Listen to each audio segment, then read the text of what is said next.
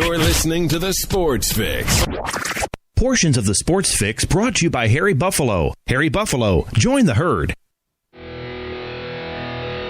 Sports Fix listeners, don't wait all day or all week to get in on the fun. The party doesn't stop when we go off the air all week long. The Sports Fix social media sites are your one-stop shop for all things Cleveland sports. Jump over to Facebook.com/TheSportsFix, Facebook.com/TheSportsFix, and become a fan today because we love fans and they create some of the best sports talk in town, Daddy. You'll enjoy talking to your fellow Cleveland sports fans on the Sports Fix fan page. And if Twitter's your thing, well, you know how we do it. Tweet with us at The Sports Fix CLE. It's that simple. Twitter.com/TheSportsFixCLE, baby. Chat live with the crew during all your favorite Cleveland sports events, tickets and contests and trivia and so much more. Get with us today, The Sports Fix on social media, Facebook.com/TheSportsFix. Tweet with us at The Sports Fix CLE. Join The Sports Fix on Facebook and Twitter today. Hi, I'm Hector Marinero. You're listening to The Sports Fix. Live in Ohio, it's time to get your fix. The Sports Fix.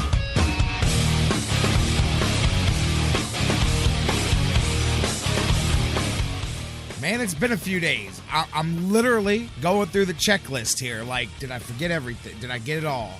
Is there something I'm not doing here, man? Welcome into the Sports Fix, you guys. We are live, truly live, back on the air here.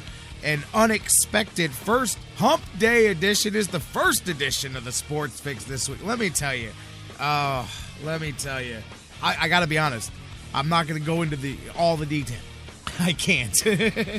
I can't even begin to go into all the details of what happened in the last few days that led to me needing to take the beginning part of this week off. But rest assured when I tell you, it was something.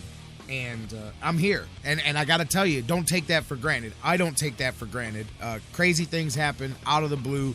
And literally, this is no joke. This isn't a after-school special speech. Literally, like that, life can change. Crazy things can happen, and you just never know. So count those blessings, baby. I am. We're on the air, man, and I'm with it. As I said, Hump Day edition of the Sports Fix. We have got a lot to do, a lot to get into, a lot of people joining us here today. Let's rock and roll. Of course, the Browns, they kind of popped the top on today a little bit before we got on the air, hiring a new offensive coordinator, John DeFilippo. We're going to talk about that here. John McMullen, speaking of Johns, John McMullen's going to join us here in just a little while to join in on the conversation. We'll get his thoughts. A lot of football to talk about with John. There was a pair of championship games this past weekend, and of course one was without competition, but not without controversy. We're going to be talking about deflating balls and all of that stuff. BallGate 2015 is alive and well. We'll talk about that as well with John McMullen. Dan Wismar from the Cleveland Fan, he's going to be here. We'll get his thoughts as well on the Browns, their decision on the offensive coordinator. Can't wait. We'll talk about, I haven't had a chance to catch up with Dan since Cardale Jones, speaking of decisions, made his decision. So we're going to talk a little bit about all of that with Dan Wismar, a little Buckeyes hoops perhaps, some Cavs. We'll talk Cavs here, preview the game tonight. Last few games, hey, it's a 3.5, maybe 4 game sample size, but you definitely have to like the renewed defensive. I mean, that's going to be the key. Nobody ever questioned the individual talents on this team. The questions are, will they apply themselves defensively? Because that's the only way that's the only way this thing's gonna work, is if it truly gels and it starts on the defensive end. Then everything comes from there. We'll talk more about it later, but I'll go so far as to say that defensive performance against Chicago was probably the best. I know Coach Blatt said one of the best. I'll go a step further. That was probably the best team defensive performance that you saw from the Cavaliers the other night. And now, of course, it's funny the difference how a couple of days makes. I mean, look, a few wins, a few losses always changes the narrative week to week throughout the NBA season, throughout any kind of a long season. But don't fool yourself into thinking that a rough week for the Cavaliers. I mean, you've begun to work. This is where the key is. You've begun to show that things can continue to get better. Of course, that's great. And now I'll tell you what I'm interested to see is, do you get back into a funk? Now, I'm not saying you just win every game going out, obviously. What I'm saying is, you've now shown what you can do when you play defense, when your whole team is together, and they're going to add Shumpert here to this, but when you add all of that, but you're playing defense, you're applying an effort for the full 48 minutes. Now we've seen. Now that's where I'm going to be very curious to see, because it's an effort thing that we're talking about defensively primarily. If you go back to that again, if you backslide, it'll stick out now like a sore thumb. It's like once you've proven something, that people weren't sure if you were going to do it, if you could do it. Now, once you prove it, once you show them, well, then you can't go back, because now they know you can do it. I used to say that about Kyrie Irving. I said, man, worst thing you can do is show people you can play defense, because now they're going to expect you to do it all the time. But that'll be an interesting dynamic to see. That continues. We'll talk some more about the Cavs a little bit later on. Their cohorts at the Q, the Lake Erie Monsters, Doug Plagens, voice of the Monsters, going to be here with us later on in the program as well. We have got a ton of things to get into, so let's get rolling and let's do it, you guys. And seriously, it's funny, at the top of my game plan for the show, I've got like everything formatted out. Appreciation for life, appreciation for today, right at the top of it. I'm not even joking, man. Like I said, not trying to do the whole after school special gimmick with you guys, but I am telling you, amazing set of, and it's only amazing because it's we're on the back end of it, but just a wild set of circumstances over the weekend, and it's just nuts, like I say, how quickly things can change, man. So appreciate the day, appreciate that we're sitting here doing the Sports Fix thing on a Wednesday. I do, that's for sure. Welcome in to the Sports Fix. J-Rocc, Jerry Myers, that's me, and I'm here, luckily. Knock on wood. I have survived, and I'm here to bring you the Mickey and Mallory allowed me to tell the tale, my friends, and I'm here. Welcome in every weekday at noon, live across the Sports Fix. Well, except for the last 2 weekdays, live across the Sports Fix radio network, wherever you're enjoying the show. Perhaps you're listening on TuneIn and TuneIn's radio app worldwide, on Spreaker and Mixler. Welcome in as well, everybody listening right on our home base, thesportsfix.net live. And everybody, shout out to you guys who listen on digital delay 24 hours a day around the world. Thousands of you who listen each day on iHeartRadio, the world's largest internet radio provider, on iTunes, Stitcher Radio, SoundCloud, all of the Spreaker, all of the different places that you podcast, subscribe, feed us, listen live, however you get your sports fix and your radio on. Thank you guys so much for doing it.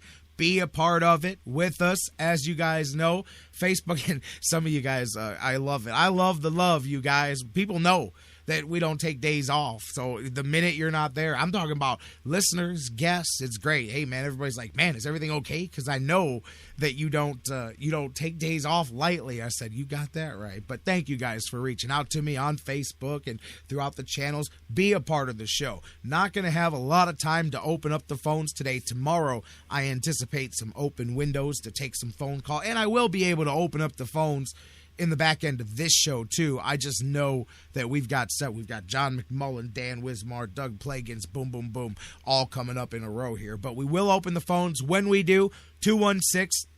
216-539-7535 is the number to call. 216-539-7535. Hit us up 24/7, not just live, but you can leave your message anytime, day or night. We'll play it here on the show.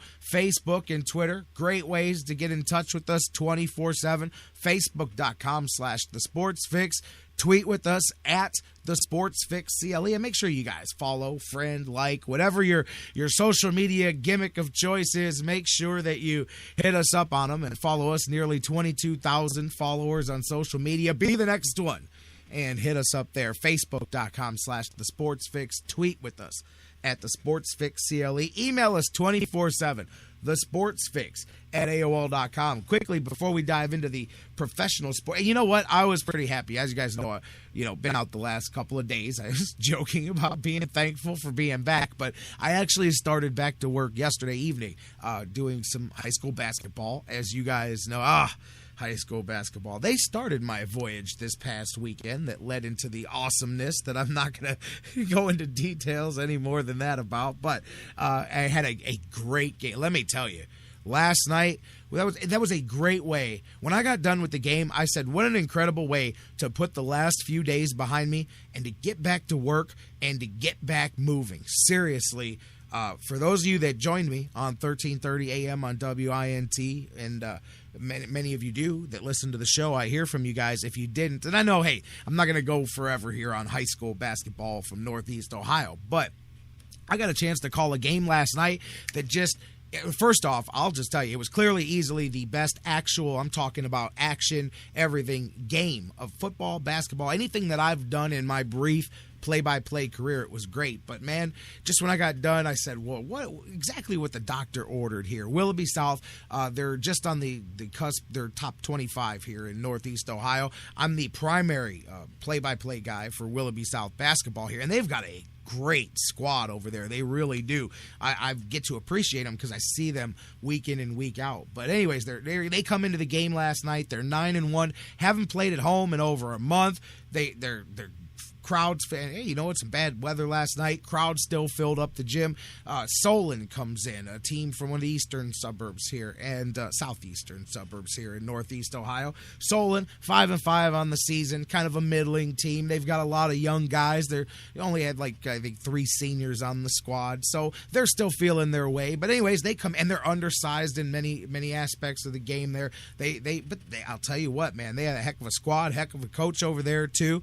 I'm not positive. I believe it's his first year. But anyways, I'll tell you what, Willoughby South, the defense that they play, if the Cavaliers played that defense, you could just pencil in a championship for the Cavaliers, because when South starts trapping and pressing, they force 20, 30 easily turnovers a game, most of those coming in the second half.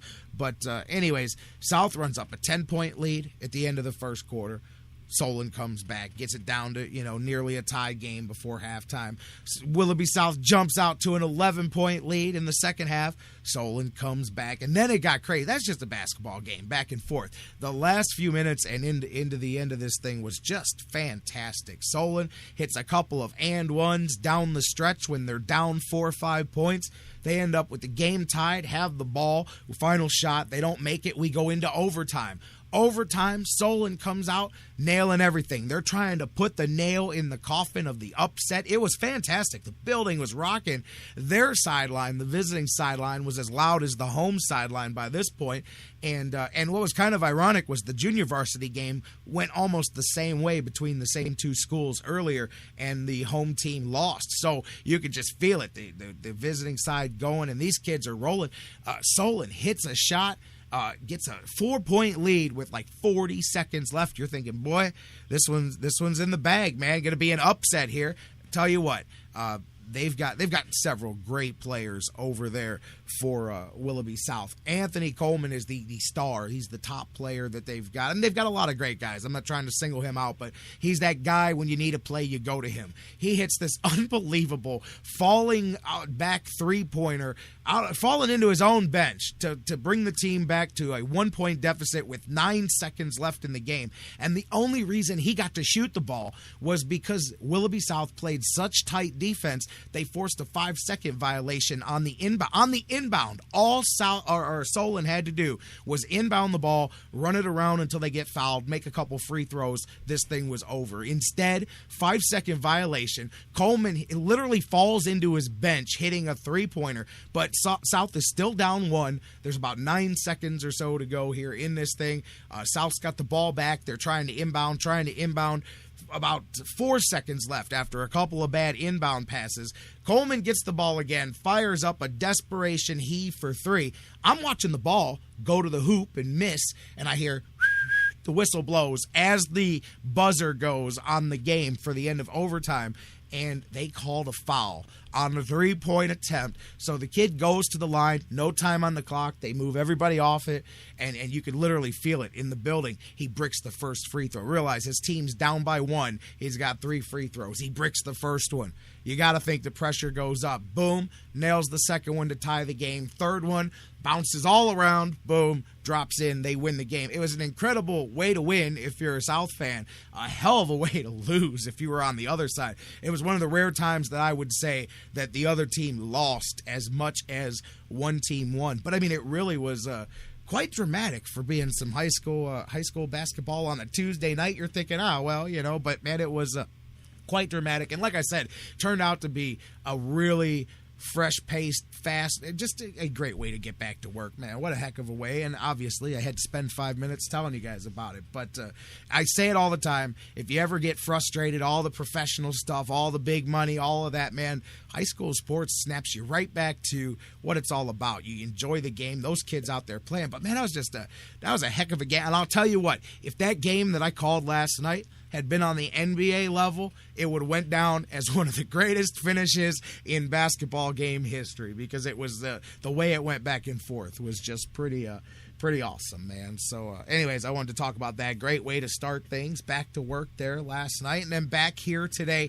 As we said, Browns start the day off with an offensive coordinator. We're going to talk a little bit in just a moment here. I'm going to get John McMullen in on us, but some of you asking, hey, who is this? And matter of fact, no joke, that a lot of people hit us up, which, you know what, a lot of fans, Cleveland Browns fans, pretty good at within seconds of, the guy goes from a no-name to knowing everything about this guy. But a lot of people unfamiliar, especially if you're not like hardcore into who assistant coaches are around the NFL, which the average Joe really isn't, to be honest with you. I think people take for granted how much of that knowledge just the average Jane and Joe football fan have. I'm willing to bet the large majority of them have no clue who the Browns just hired as an offensive coordinator. Now, hardcore fans probably do. I mean, John DeFilippo, not only not Northeast Ohio, Youngstown guy here, as that's starting to be the modus operandi to be a part of this staff. He's got familiarity, speaking of staff, got familiarity with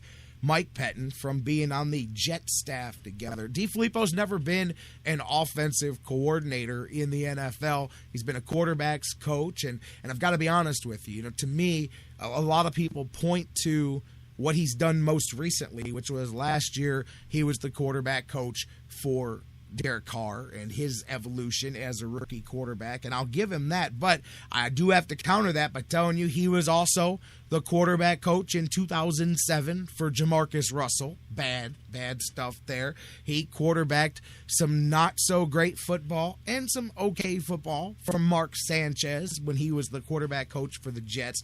His recent NFL history, he was with the Raiders for that one season in 2007. He, of course, had some earlier stuff in his offensive control, the small coaching jobs that you get on your way to getting your first kind of legitimate opportunity to do something. Tom Coughlin kind of broke him in with the Giants. Had that season with Jamarcus Russell and the Raiders. Went to New York, did the quarterback coach thing there. Left there. A lot of one-season stops, and that always, I don't want to say worries me, but it always throws up a red flag to me, because you got a lot of short stops. He did a year in Oakland, did a year for the Jets. Then he left the NFL completely in 2010, went to San Jose State, which is it's not the same as going and coaching for the Buckeyes. I'm sorry if I just offended any San Jose State alumni out there. Was the quarterback coach there for one season, then the offensive coordinator there for a season, left again one season, left there, went back to Oakland, and that's where he stayed for 2 seasons. He coached Carson Palmer for a year. He was a part of when Terrell Pryor was doing his thing there, and then last season. He also interviewed with the Browns for this same job last year.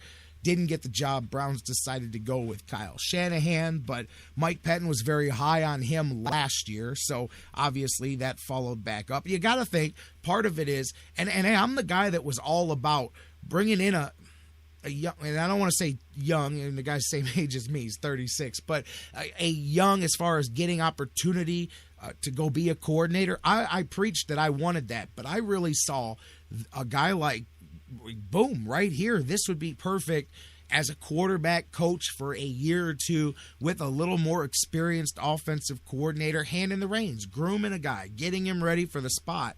Again, what we have is what we get here a lot, which is a guy learning on the job here in Cleveland. That's not saying it can't be done, but that is what we end up with a lot of the time. And here we have that again here, Be very interesting. I can't wait. Matter of fact, I'm going to go to the break here in just a second. Let's get John McMullen in on this conversation, but I'm not just going to sit here and bash the hire. There's some things. I've talked to a couple of people here this morning who have some respect for certain parts of his game. There's question marks all the way around as far as being able to make the full jump to being a full-blown coordinator, being able to handle the play calling. Yes, he's known for being a quarterback guy, but guess what?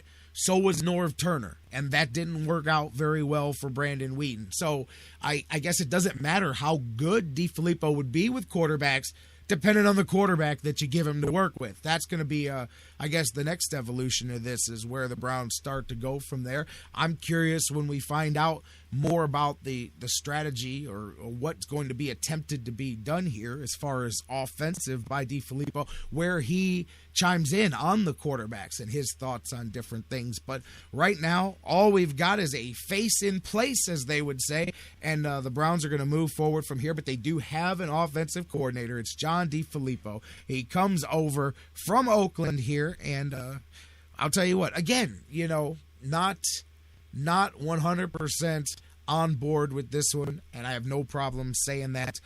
Again, you get what the Browns seem to be. I mean, really, here's the thing, though. Let me not even stop there. It's not even like I can say that the Browns made a poor choice. What I'm saying is the options, much like you got with last year's head coaching search, because of the way you've ran your franchise so far, this is what you get. You get a lesser, I don't want to demean John DeFilippo. I don't mean you get a lesser quality of coordinator or of interview prospects, but you do. You don't get the first tier. You don't get the guys who have options elsewhere, so you continually have to follow the Browns model, which is finding somebody, unearthing them, so to speak, and hoping that they develop into something. They normally don't, because it's not a recipe that works unless you're in a stable franchise. These stable franchises are able to do that because everything else is stable around it. So you can prop up that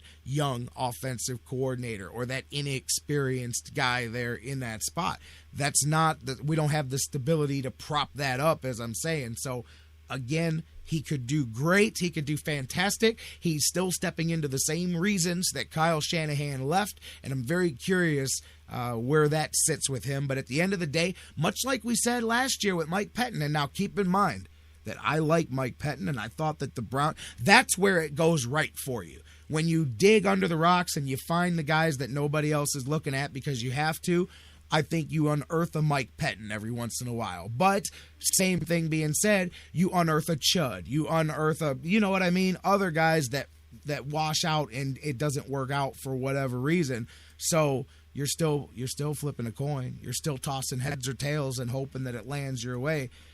But so again, that's the sign right there, because this time last year, a lot of people said, they went and got this head coach that nobody heard of, nobody else wanted. He was our fifth choice, but he turned out so far to appear to be a decent one. But again, the Browns got lucky on that one, I think. Most of the time, it goes the other way. But that puts you here. It's the lack of everything that you've done so far, which is why your coaching searches are like this. I promise you, you spend 5 years, which will never happen, but you spend 5 years, I shouldn't say that, it should happen, but it doesn't yet. You spend 5 years with everybody in their same place, with everybody staying stable, you'll be amazed at how many more people are interested in hiring and applying for your jobs and having those conversations. But literally, at this point, the only people, and I hate to say this because it's not a disrespect towards DeFilippo at all, but at this stage, the only people that you get are the people who don't have many options, and therefore you become a much more attractive option. That can work, or it cannot work. Let's see what John McMullen thinks about this when we come back, and let's talk a little BallGate, man. I don't know if yours are inflated or deflated, but somebody said that the Patriots balls did not have enough air in them. I can't believe we're talking about something like this, but we are. Here we go again. Let's talk about it. Spygate? No. How about BallGate? Patriots are in the Super Bowl. What would you expect? Had each week, I swear, the narrative on this one is going to be Patriots cheat their way completely to a Super Bowl, because first you had the offensive lineman gate, and now you've got this. Let's talk about it. Who's letting the air out of the footballs, man? We'll talk conference title games. Let's talk DeFilippo as the offensive coordinator and more with John McMullen from the Sports Network. Coming up next when we come back, Dan Wismar from the Cleveland Fan still to join us, Doug Plagens from the Lake Erie Monsters, and so much more. But we're talking Browns, talking coordinators, offensive. I don't know. Was the hiring offensive to you, or are you with it? Let's talk about it with John McMullen from the Sports Network next, here on the Sports Fix.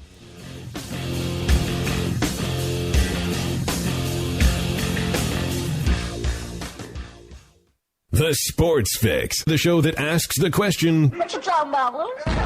What you talking about, Lou? What you talking about? What you talking about? What you talking about, Lou? What you talking about? What you talking about, Lou? What you talking about? What you talking about, Lou? We'll be right back.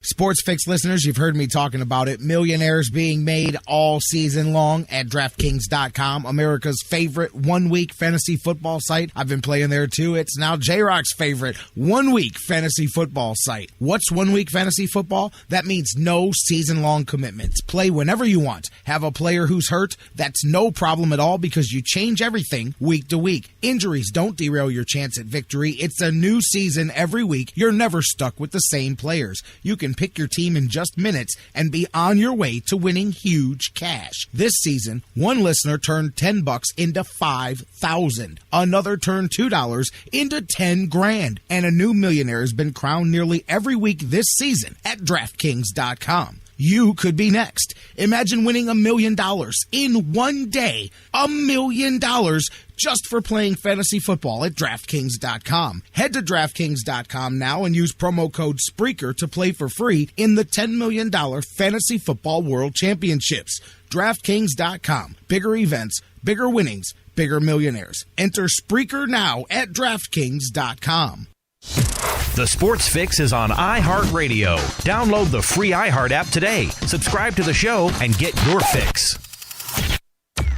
You love Cleveland, and you already know how much we love Cleveland. You know who else loves Cleveland? GV Art and Design. Everyday fans, you and I wear our pride on our sleeves. Now, you can wear your pride on your chest. GV Art and Design has one of the hottest Cleveland sporting lines. Log on right now to gvartwork.com. Check out all of their fantastic designs. And don't forget, use the sales code FIX10, FIX10, to save 10% on your total purchase. Follow gvartwork.com on Facebook, and remember, GV Art and Design, it's not just a shirt, it's a statement. Fantasy sports lovers, you put so much time, hard work, and effort into playing week to week that it quickly stops being a fantasy and starts getting real. Real time spent making real decisions, creating real victory. I'm the greatest man in the world! And when the smoke clears, you want to show off those victories with a real prize. I mean, a really real prize. Nobody does that like Fantasy Jocks. The crew over at Fantasy Jocks have beautiful, high-quality, and heavy-duty championship belts, rings, trophies, and so much more for all your fantasy sports needs. The trophy's 12 feet high, and it is glorious! Football, baseball, hoops, you name it, they have it. Plus, they have awesome draft kits and party supplies to make all your preseason activities the envy of everyone. If your league needs a ring, belt, or trophy, or you want to upgrade what you already have, there's literally only one place to go. If you're going to be a fantasy jock, do it right. It's mine, the most magnificent belt ever created, and it's mine. With America's fantasy sports superstore, fantasyjocks.com. What's your fantasy? Now, back to the Sports Fix.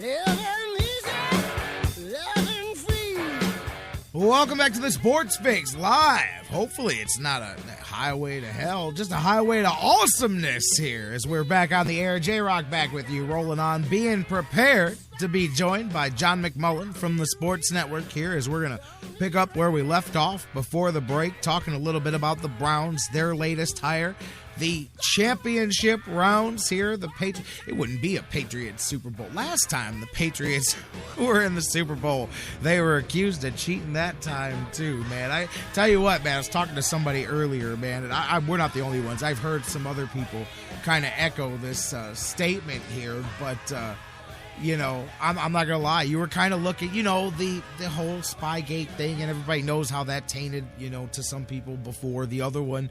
And you guys know where I'm at on Belichick and the Patriots and all of that. I'm not in that. I'm with it. I don't care. But anyways, being just looking at it, you thought, man, this season, you know, that's vindication. Because one, you know, you win a championship because they hadn't since the whole Spygate thing, since all of that went down. So you're thinking, okay, maybe that kind of really validates and says, okay, you know, because up until that point, they hadn't gone back and done it again.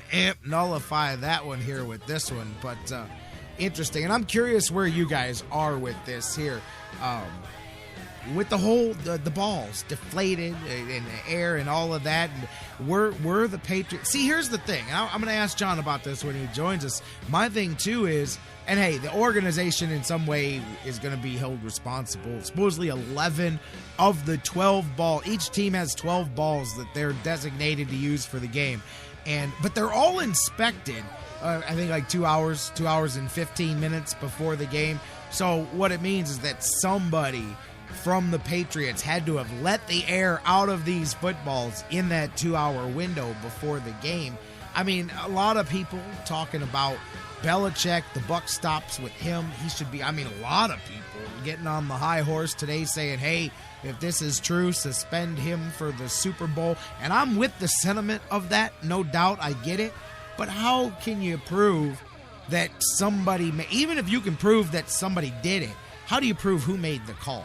Like, what I mean is, how do you specify Bill Belichick had this done or so-and-so? Because, I mean, even playing devil's advocate, like, even if I'm looking for a way to get out of it, if I'm the Patriots, it can't be that hard to find a sacrificial lamb, to find a water boy like Bobby Boucher who's willing to go to the Bourbon Bowl on your dime. And, you know, I'm just saying, you may be able to, I'm sure somebody will fall on their sword for the New England Patriots there. So how do you hang that on Bill Belichick, like, specifically? I mean, of course, we can think, wink, wink, nod, whatever you might want, but, I mean, how do you hang that on any specific person unless you've got, you know, direct evidence of that somehow linking that? So I think it gets tricky when we're talking about more than just hitting the franchise with a fine or a draft pick. So let's pick up from there. And I want your thoughts about just that. Where are you at as John and I prepare to talk about it on BallGate and on the Browns and DeFilippo and all of that? Facebook.com/TheSportsFix. Tweet with us at TheSportsFixCLE. Email us, TheSportsFix@AOL.com. Facebook.com/TheSportsFix. Tweet with us at TheSportsFixCLE. Email us, TheSportsFix@AOL.com. You can't call because John McMullen's on the phone. We're going to go there right now. Let's turn him up. John, how you doing this Wednesday afternoon? Hey, doing well, Jerry. Thanks for having me. Well, thanks for being here, as always. And you know what, man? It seems like whenever we budge from our normal Monday, sometimes we seem to land on these days where things just happen on the day that we already planned to come around and talk. We've got two things kind of up in the air. Obviously, we'll talk, I was setting the stage there, about BallGate 2015. But before that, just right before we went on the air, word leaks out. Browns, John DeFilippo, the new offensive coordinator. And I was kind of setting the stage. I'd like to get your thoughts on this. Obviously, the Browns have to hire from a certain class of guys who have certain options. I think we know that because of the way the franchise has been. With DeFilippo specifically, while I do like some of the things he's done, the tenure in each place that he's been worries me. And I don't know if you know where I'm coming from, but if you look at his career, it's a year stop everywhere. Did a year, moved on somewhere else, did a year. Now, some people would look at that as getting a wide range of experience, but I look at that too as somebody who, for one reason or another, has not stayed multiple years for the most part with many of these jobs. But where are you at on the Browns' choice here this morning for offensive coordinator? Well, I don't have as big a problem with that aspect of it because of his age. He's a young guy, He's a young coach, and that's basically the nature of this profession. It's a nomadic profession. That actually is, in my mind, that kind of is actually a little bit of a plus because it tells you you're progressing in your career. Now, once, of course, as a quarterbacks coach, jumping around and going from team to team, I guess you could look at that as a negative, but again, when you take in the fact that he's in his mid-30s, he's not a guy who's at the point where he's really proven himself as a veteran guy that people automatically assume is very good and will keep that job for years and years. But you hit the nail on the head with the Cleveland Browns. They're hiring from a certain class, and what you're looking for when you're doing that is looking for the next big thing, so to speak, and trying to uncover the diamond in the rough. Whether they were able to do that, we'll see. I don't know if you can look at his past history and look at his most recent stop in Oakland and say it's trending upward or downward, to tell you the truth, because I don't think there was a lot of talent there, and that's another organization that isn't exactly known for its stability. So, you're looking at a young coach who got his foot in the door in the NFL and has been with some, when you look at the Raiders, you look at the Jets, and you look at the Browns. Yep. It's three organizations that don't have a lot of stability, and sometimes that's how you have to do it to get something on your resume. But John, you notice, and it's not just the Browns, but obviously they're the center of what we're talking about here. And you mentioned those teams, and I laugh always at I understand the certain class of candidates, but I laugh at the revolving wheel of coordinators and coaches and players to some extent, but mostly the coaching aspect makes me laugh, that rotate through the lower franchises, the franchises that traditionally don't get it right. As you mentioned, the Raiders, the Jets, the Bills for a lot of the recent history, the Browns, those type of teams. And I just always laugh. And I know, hey, same thing applied to Mike Pettin. And as you said, I think that was one where the Browns threw at the dartboard. And I don't know if they hit a bullseye, but I think they hit a decent spot on the dartboard with Mike Pettin. But that's exactly what you're doing, is hoping to uncover the guy that nobody else discovered. But I do always laugh at watching, especially the coordinators, just kind of rotate from one bad franchise to another, and I'm like, man, that's almost the old cycle of violence, how it'll never stop. That's the old cycle of football violence to me, is just, again, you're coming from Oakland. They didn't do very well, but they didn't have much. So the question is, what would he have done with more? But then you look back here and you go, how much more is he going to have necessarily offensively to work with? And, of course, that opens up all kinds of other questions, too. But you know what I'm saying? How it just seems the bad clubs rotate coordinators and coaches, and you're like, yeah, well, that's kind of just doing the same thing and hoping for different results. Well, yeah, I get what you're saying. But again, and I point to his youth, and if you look at him, he's been with one stable organization in the NFL, and that's the New York Giants. Yeah. But he was a quality control coach, and that's a glorified. I hate to say it, but it is what it is. It's glorified gopher, and you're doing the grunt work and cutting up video and doing things like that. So it's a big step up to go from offensive quality control coach with the Giants to being a quarterback coach. It's a huge step, even with the Oakland Raiders. So you look at a guy who was a grad assistant at Notre Dame, I think, and then he got his first gig in an Ivy League school, and then all of a sudden he's with the New York Giants. Years later, he's a quarterbacks coach, even with the Oakland Raiders. that's a precipitous rise, and it says that a lot of people think highly of him. And so I think if you're looking to spin it in the best way possible, I think you look at it that way. And the fact that now he's an offensive coordinator, and you're right, there's no doubt, the Browns would have rather had Mark Trestman or Adam Gase or somebody like that. There's no doubt about it.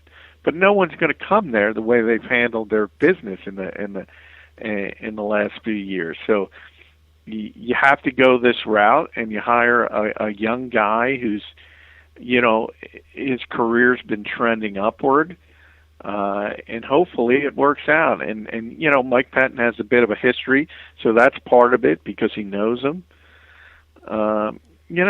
The best, and you know what? You try to do the best with what you have is basically what this is.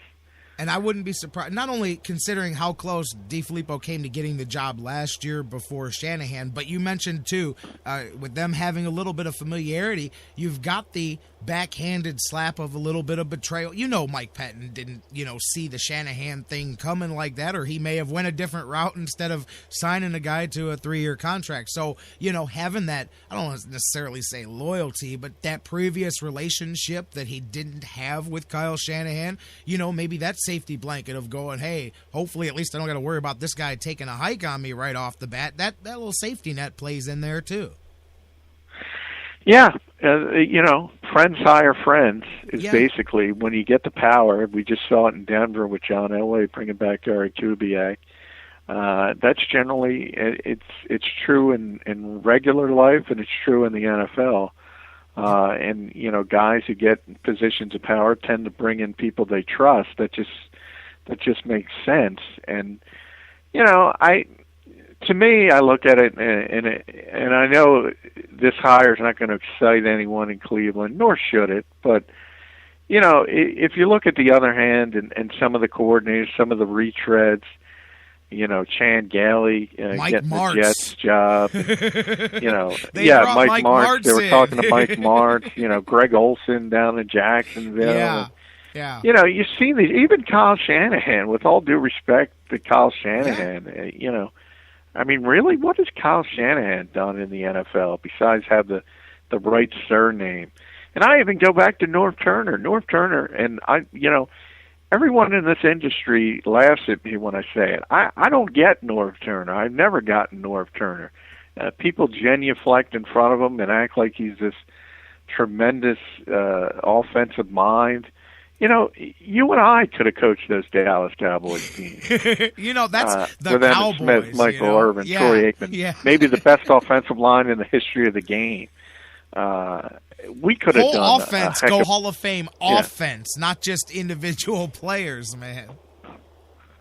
Yeah, deserves credit. I'm not trying to take that away from him. He certainly deserves credit, but ever since he's moved on from the Cowboys, whether he's been a head coach or he's been a coordinator, he's had up years, he's had down years, but you've never looked at any of his teams and said, wow, that's spectacular, that's innovative, that's, this and that. I just, so sometimes I think it's better to go with a younger guy who's maybe a little bit more innovative, not set in his ways, because you know what you're getting with Chan Gailey. You know what you're getting with Norv Turner. You even know what you're getting with Kyle Shanahan. And it's not, Bill Musgrave, who just got the Oakland job.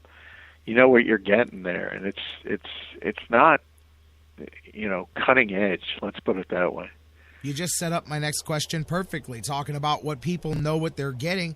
Let's talk a little, I don't know. Obviously, there will be things that are going to be revealed here in the future about what the Browns intend on doing fully offensively, but looking at what DeFilippo's done throughout his career, the systems that he's been a part of here, what do you anticipate the basic thrust of the Browns offense being under this new offensive coordinator? I have no idea, to be perfectly honest. I none, literally none. I mean, and that's part of the excitement is maybe you have some different thinking. Maybe he brings in, now that he's in charge and his ability to do what he wants to do on the offensive side of the football, maybe maybe you will bring in some of the newer things we always talk about, with Chip Kelly and the up tempo and the things like that. And I have no idea, because the Raiders, obviously, you look at that organization with Dennis Allen and interim coach Tony Sperano, and obviously he wasn't the coordinator to begin with. Yep. With Olsen, he's just a quarterbacks coach. And do you like Derek Carr? A lot of people in this league do, and a lot of people are going to look at it and say, he was able to help them. But until he actually gets control of an offense and you see some of his schemes and you see his mindset, it's really difficult to tell with anyone, and certainly with a guy who doesn't have a long resume in the NFL. Remember, he's 36 years old. Right. There's a lot of players in this league. Peyton older than that. He's got absolutely 3 years on him. I'll tell you what. So he's a very young guy. I don't know. I'll have to go look. I really don't know. I could not possibly tell you what offense San Jose State ran in 2011, but he was the offensive coordinator, the full coordinator for one season there before he jumped back to the NFL. So I don't know. Perhaps we could go back and look at a little bit of what they did just to get an idea for what he likes to do. But you're right. It's wide open. I don't know. I mean, he worked with Carr. Part of me, the next question is obviously the quarterback issue, Manziel. I wonder if this is a good or a bad thing as far as that. Do you think Manziel, I mean, look at the quarterbacks. Let's see, the different quarterbacks DeFilippo's worked with so far. You had Carr. You had Terrell Pryor. He worked with Carson Palmer. Who else? Jamarcus Russell back in 2007. So, I mean, you've got a wide range. Mark Sanchez in 2009. A wide range of different styles of quarterbacks. Again, a lot of question marks there, whether this signals that the Browns were looking for a guy who said, hey, I'll take what you got and make it work, or did he say, here's what I need to make my offense work? Going to be interesting to see. What does your gut tell you? Well, I hope it's the former. I'm on record. I don't like system coaches. I don't like guys who are trying to pound the square peg in the round hole. I like because you're never professional football is not college football. You're never going to have every player you want to run the particular scheme that you dream about at night. And you have to make do with what you have at your disposal.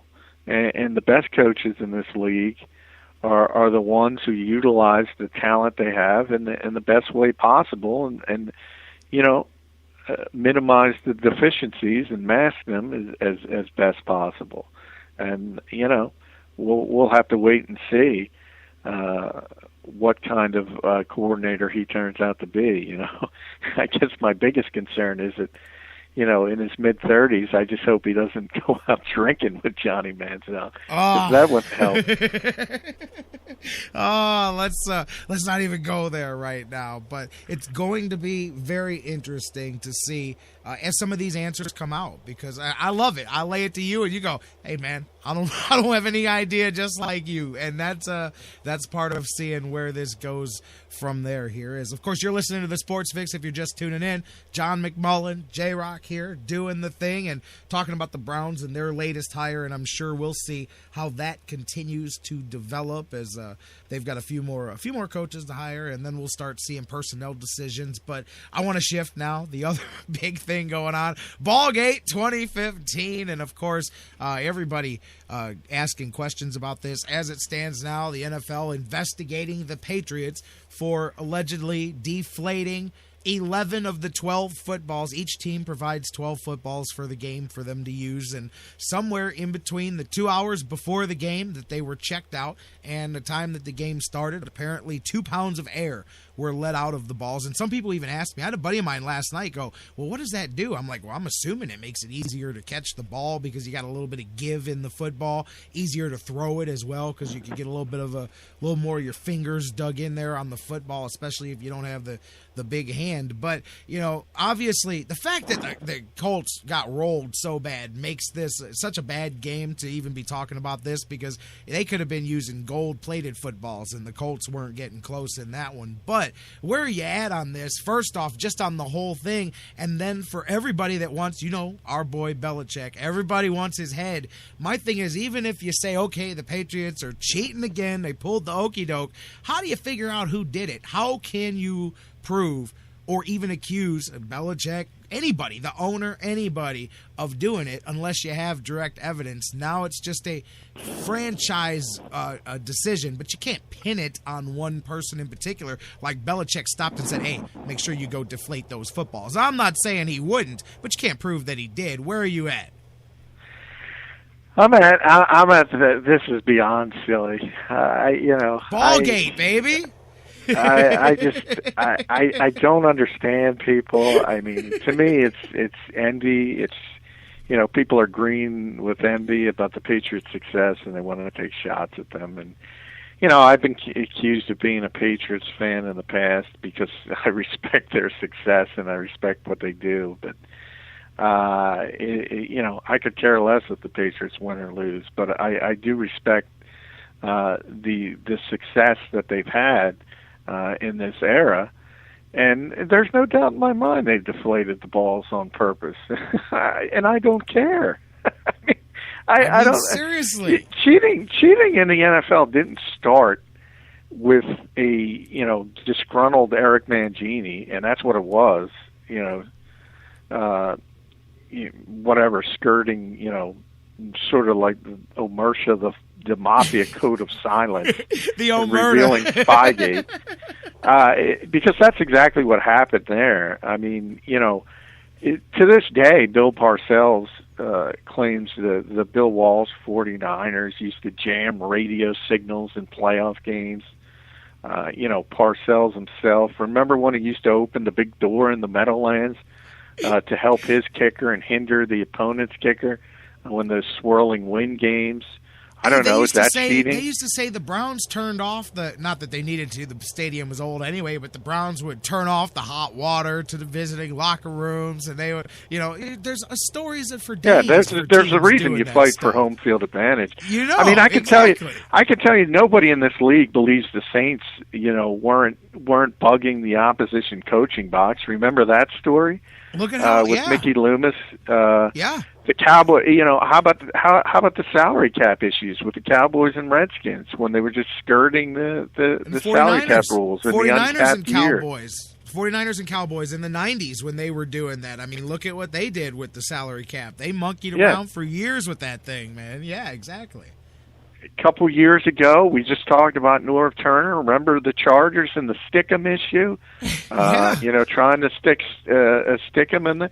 Bill Romanowski, the famous, PED using linebacker of the 49ers. He admitted he would put Vaseline on his jersey, so it would be tougher to block, and silicone on his gloves so he had a better grip. And, and by the way, don't even get me started on PEDs in this league. Right, because there's a bunch of players here's sitting the bottom line. Okay. I always say NASCAR rules apply in the NFL, and that is if you ain't cheating, you ain't trying. Yep. And the Patriots, that's the old saying. The Patriots are always trying. Let's put it that way. That's the old saying, my man. If you ain't cheating, you ain't trying. But you hit the nail at the last one. I said what's funny about this is in the off-season, I was telling a buddy last night, you're going to have a bunch of roided-up guys sitting around a table complaining about how much air was in a football. That's the irony of this situation right here, is we're arguing about how much air was in the football that a bunch of juiced-up guys were out. And I'm not saying everybody, but you know what I'm saying. Anybody. I've said it all the time. Anybody who's been in an NFL locker room, I have a ton of respect for. That's why I don't even bring up those issues, because people who think you take a steroid or HGH and you magically become a great player. It doesn't work that way. You still got to work your ass off. And I have a tremendous amount of respect for what these players do, but there are a significant number of players in the NFL that use performance-enhancing drugs. if you refuse to acknowledge that, you're just putting your head in the sand. And it encompasses every single team. It's not just the Patriots. It's not just the team that you hate. It's every single team, including your own. And the fact that, whoever wants to take pot shots at the Patriots, and that's fine. Do it. I don't think the deflated balls had anything to do with LeGarrette Blount running for 148 yards. I don't think. It's just silly. It really is. And so the bottom line, I guess, getting back to what you asked me, yes, the Patriots deflated the balls, and it's not a big deal. And I'm curious, what do you think the NFL, because there's so many people, I said, on their high horse today, suspend Belichick. Yeah, that does a lot for your Super Bowl. Let's suspend one of the coaches of the game over this, man. Well, now that's the issue, and again, this goes back to many other issues, and we've talked about through the Ray Rice scandal and the Adrian Peterson scandal. Here's the issue. Roger Goodell has no credibility, and I've been talking about this for months. So now he almost has to be heavy-handed. And there is going to be I don't think it's going to be a suspension, but there's going to be a significant punishment here. It's going to be a $1 million fine. They're going to take away a draft pick. Not because they think it's that egregious, but because the commissioner has no credibility, and they have to be heavy-handed to prove, hey, we're doing something about this. And I agree with that. All these issues are, conflict with each other, and I've said it from day one with why the NFL should have moved on from Goodell for issues like this, because he can't handle anything with any credibility anymore, whether it involves personal conduct or whether it involves these types of issues where obviously the Patriots are accused of cheating, and because the general fan doesn't know everything, that litany. The general fan doesn't remember, Bill Walsh jamming radio signals. The NFL fan sees Mickey Loomis in the paper for a week and it goes away. They see Norv Turner in the paper for a week and it goes away. They don't remember any of this, and they just see Spygate and this and say the Patriots are the only ones doing it. When the fact of the matter is, like most things in football, they just do it a little bit better than everybody else. I'll tell you, can't wait to hear the narrative afterwards. Think about it. The Patriots couldn't beat the Ravens without cheating, and they couldn't beat the Colts without cheating. I'm curious if they win the Super Bowl. I'm sure somebody will have something out of there, too. And I was just saying, I said, boy, this would have been good because they hadn't been back and won since Spygate went down and all of that, and there was always those question marks. And I said at the beginning of the show, I said, well, I thought, okay, man, the Patriots go out here and take care of business, and then that kind of softens and mutes a little bit of that from before. Think about the stupidity of. Now, I'm not accusing you by any stretch of the imagination, but I've heard that so many times is that the Patriots haven't been able to win a Super Bowl since Spygate. They've been back. They did their thing. The mentality of that is they won those Super Bowls because they were stealing signs and doing that. I don't believe that at all. I'm with you. I know you don't. But that's the mentality of people who say that. Is generally they say, well, they only won because they cheated. And when they stopped cheating, when the NFL caught them and they stopped cheating, which we now know is false, but beyond that, think about the mentality. Think about the games they lost in the Super Bowl. It specifically, use the David Tyree catch. What the heck did that have to do with Spygate? If he doesn't make the one-handed helmet catch, they win that Super Bowl. It's over. Undefeated season. And by the way, if Asante Samuel makes an easy interception, they win that Super Bowl. And the other one, in the perfect season, when they were 16-0, that might have been the best Patriots team of all time. They didn't win the Super Bowl. Because Justin Tuck had maybe the best, was the best player on the field that day. And you had the late touchdown. Think about the stupidity of that mentality to say, they only won because of the cheating, and once they were forced to stop cheating, all of a sudden David Tyree makes this spectacular once-in-a-lifetime catch. People don't think about things logically, and I hate to get on my soapbox, but it annoys me at times. I'm telling you, I'm one of the guys that enjoys the success of the Patriots, and I'm in the opposite camp, and that's why I always say curse the Giants for winning that game, because I just would have loved to have seen the perfect season. Then everybody would have just lost their minds at that point. But anyway, and can I just bring up another one, because he said it a couple weeks ago, Don Shula. I kind of wish the Patriots won that game simply to shut Don Shula and the rest of that 72 Dolphins team up.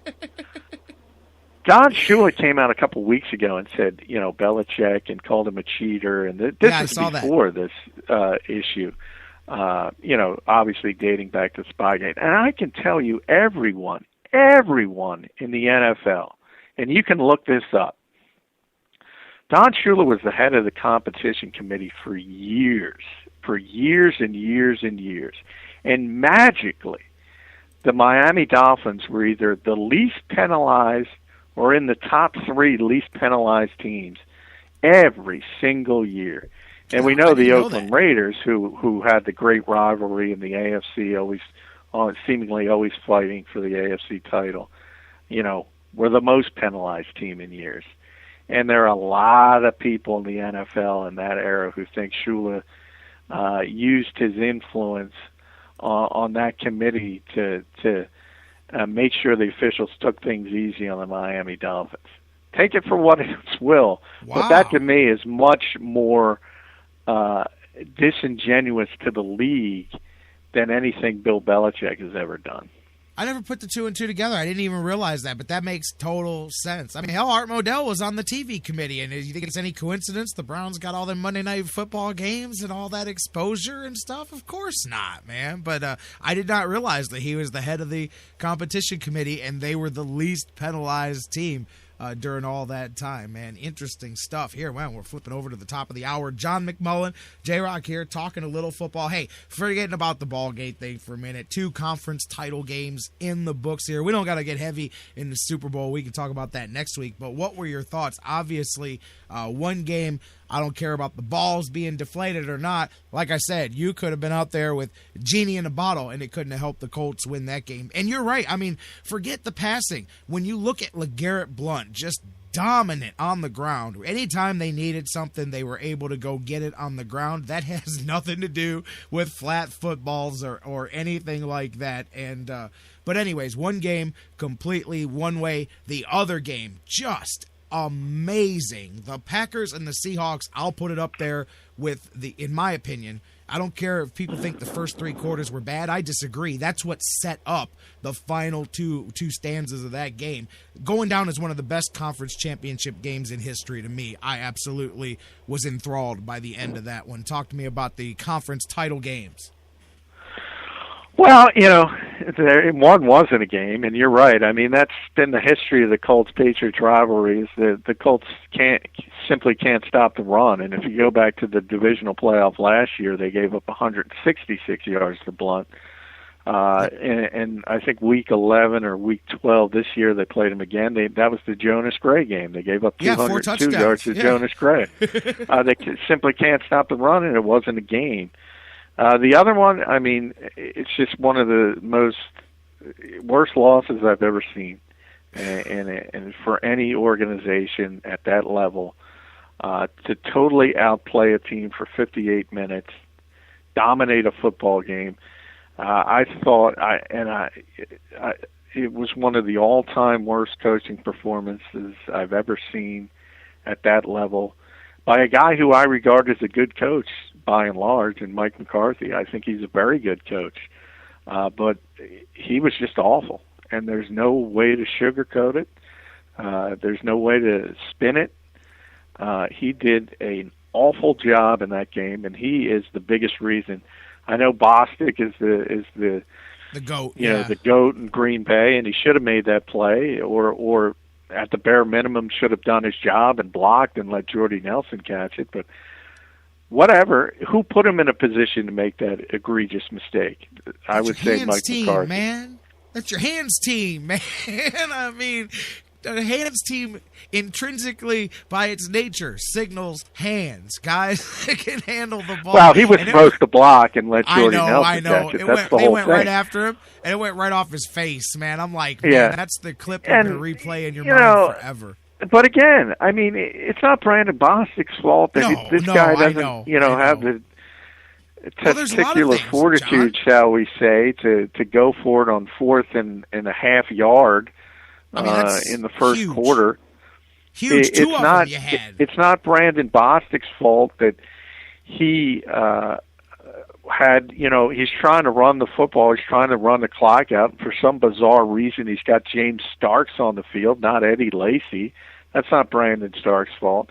Richard Sherman's out there holding one arm. He's got one arm, and he refuses to call a play on his side of the field. They wouldn't go with after the him. knowledge that he has the best quarterback in football. I was shocked by that. Playing for him. Mike McCarthy did in all time, in the history of this game, one of the worst coaching jobs I've ever seen.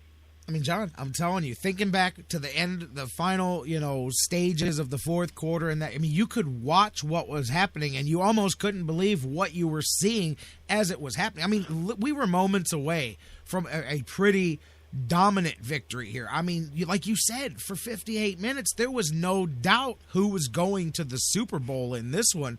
It was just playing it out. And I mean, you could watch one mistake, and not even talking about earlier, like you said, you can't get in Seattle down within the 5, on the goal line, etc. twice and come away with field goals and make those. I was shocked on that half an inch one. Well, there's so many things. I mean, to me, because you're sending a message to your own team, saying we can't do this. So first of all, it's horrible in that aspect of it, and then you think about just from a strategy standpoint.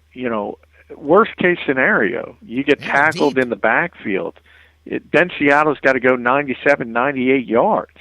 It makes no sense to do what Mike McCarthy did. And no, I agree. I understand the old school mentality that you get points on the road, but this ain't the 1960s. This is 2015 football. And a field goal, even in a defensive-minded game, a defensive-minded team against Seattle, who's not about offense, is not going to hold up in this era of football. No. So if you're down at the half-yard line against the Seattle Seahawks, you go for it. And, I guarantee if that happens in the Super Bowl, Belichick's going for it. Oh, no doubt. I guarantee if there were 31 other coaches in that league, if John DeFilippo was the offensive coordinator, he's going for it. I agree. I was so shocked at that. I said, man, I mean, like you said, worst case scenario, you're giving them the whole field. I mean, I thought that was tough, but I mean, even then, you circle back to the end, and you're thinking, okay, here we go, But I mean, you could even point to before the onside kick, the interception that's not returned at all. No time run off the clock. I mean, you could almost see the way the stage was setting up with the clock. My son and I are watching the game together, and I'm going, unbelievable. The Packers have just left the perfect situation for Seattle to come back and tie this game, especially when they end up with the ball before the 2-minute warning, and you're like, man, I was doing the math and going, okay, well, Packers are going to get the ball, or Seattle's going to get the ball back with seconds to play. Instead, the way it works out, now they're going to have a timeout and the 2-minute warning to work with here. What the heck is going on? And you could literally see that happening. And, I mean, it was just, again, amazing to watch because, to me, up until the final few minutes, the Packers absolutely outplayed the Seahawks and it deserved to be in this. I thought for sure we were going to go, wow, Packers upset the Seahawks. Who saw this one coming? Nobody saw it coming, and then nobody saw it coming because it didn't happen. It's just amazing. And then a different Russell Wilson in the final few minutes and into overtime. Boom, boom, boom. He said, forget this. Big throw to the end zone, one catch, we're out of here, touchdown, go home. Yeah, and as you mentioned, you can point to a lot of plays, on the field and say, the Packers players could have saved Mike McCarthy from himself, and I agree with that. You mentioned obviously the Bostic play is the most is the one in the forefront there, but also Burnett, falling down. But I kind of give him the benefit of the doubt, because if you're in that position, you're thinking to yourself, what's the only thing that can hurt my team right now? Fumble is and give it back. Fumble and give it right back.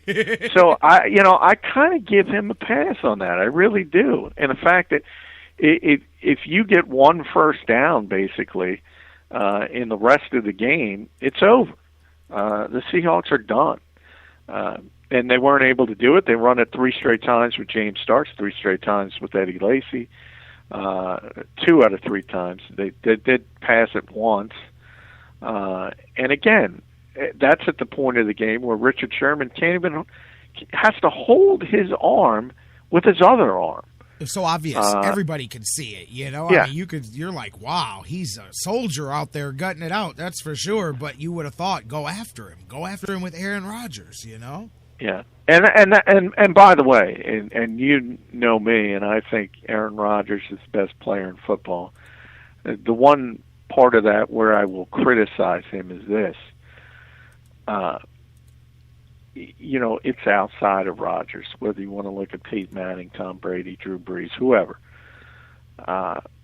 They have a cachet about them, and they can force their teams to do certain things.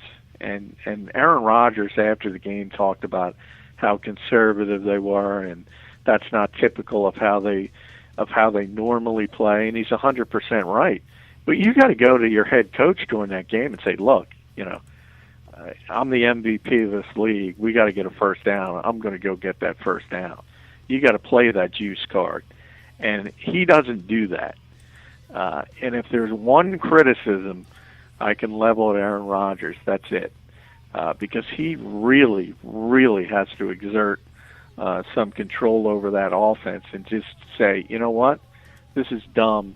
I'm going to go win this game. John McMullen saying it best, my man. I love it, man. Good conversation here. We're talking, of course, about the championship games, the Seahawks unbelievably going back to the Super Bowl, and the Patriots on the other side. And I'll tell you what, man, it's going to be a good one. Of course, you and I can talk more about that next week. And I got to say, some people, I was hit up with some guys like, man, mocking Russell Wilson after the game. He's emotional. Not to me. To me, I said, man, hey, you know what? I'm glad. I mean, I like Rodgers, and I would have been cool with seeing an upset. But I said, man, that dude, I don't know. I'm not into the whole who's got religion on their side in sports, because why does somebody he's not afraid of what he – I like guys that aren't afraid to say what they mean, that there's a camera in their face. I dug his post-game interview, and you could appreciate a guy like that, man. I do. I was like, hey, man, that dude wears it on his sleeve for sure. Yeah, I mean, I appreciate him as a football player. I'm like a lot of people. I don't like any of the religious references, but I don't care. I mean, if that's what he wants to talk about, that's fine. I don't have an issue with it. I like it that he's most obviously people are overcome afraid with to emotion. You know what I mean? I hope God is worried about what's going on in the Middle East more than the Seahawks Packers game. Absolutely. But I don't know. What do I know? I always say I don't know if he's picking sides in the Browns and the Steelers here, but yeah, I agree with you. I would hope he's got better priorities, than watching a football game. But my point is, I like a guy who is not afraid to say, this is me. This is who I am. I don't care if it's cool. I don't care if it's popular. It's me, and I'm good. That's what I mean. I like a guy who's true to himself, and clearly Russell Wilson is true to himself. Yeah, and more in the football sense, as I wrote, he in the first half of that game, he completed more passes to the Packers than his teammates. It was, he had 3 interceptions, terrible. 2 completions. And he had the Blutarski passer rating 0.0. So to rebound and bring that team back, and if you think about the day he had, and then you counteract that with the last 2 throws, the go route to Baldwin out of the slot for 35 yards, and then on the right, the next play, you got the post to Curse for the game winner, also and 35 Curse, yards. how Both about of that? those, yeah, and he was the one who had the 4 interceptions. He had an awful Right. game. Baldwin had an awful. Are you there? John. Oh, I think I lost him. John McMullen. Looks like we lost John at the... I don't know. He's still on, but it says that he's on, but he's not talking. Apologize about that. We lost the last second. We were just getting ready to wrap that there. John McMullen from the Sports Network with us here. As always, next week, John and I, if he calls back in, I'll go back to that. But if not, we're going to wrap this. Thank you again. John McMullen from the Sport. I have no clue what happened there. But next week, we will talk Super Bowl with John McMullen. Oh, I absolutely did not hang up on him, Charles. Are you nuts? It still says he's on. But there's nothing coming from his speaker anymore. He's on the line right now. John, howdy from all of us here on the Sports Fix. Anyways, we were just wrapping up the conversation there at the end, so apologize for that. But next week, we'll preview the Super Bowl with John. We'll talk more about... No, this one's BallGate. Yeah, there's all kinds of gates. This one's BallGate. We'll talk about that. Whatever penalties get laid down, whatever Browns do here with the coaching staff, all of that. As always, John McMullen. Monday, he will kick off our Super Bowl coverage here coming up next week. Let's take a break, get you some news, come back and get right back into it. Dan Wismar from the Cleveland Fan. Let's have a little chat with... We didn't get to talk to him earlier this week because we wasn't here. But we will be here today. Dan Wismar. Let's talk a little bit about these Browns changes here, see what he thinks. Bucks, Cardale Jones. I have not gotten a chance to catch up with him. We'll take his temperature on Cardale Jones' decision, and we'll talk a little Bucks and more when we come back. Dan Wismar from the Cleveland Fan next on the Sports Fix after the news.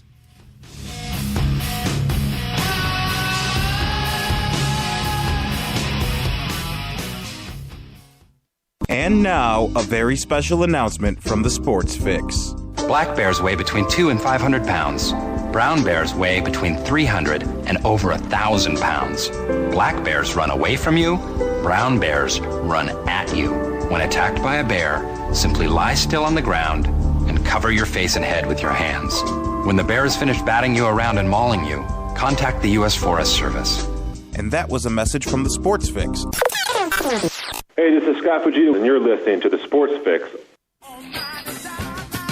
Business owners and professionals, do you want to take your business, your product, your team, your event to the next level? You want to advertise right here with the Sports Fix. Our listeners are among the most loyal listeners, terrestrial or internet. The Sports Fix universe is not only the radio show, but tens of thousands of fans on Facebook and Twitter. Email me, Jerry Myers, thesportsfix@AOL.com. That's thesportsfix@AOL.com. And let me help you swing for the fences and hit it out of the park right here on the Sports Fix. Sports Fix listeners, do you tweet? So do we. So tweet with us 24/7 at the Sports Fix CLE.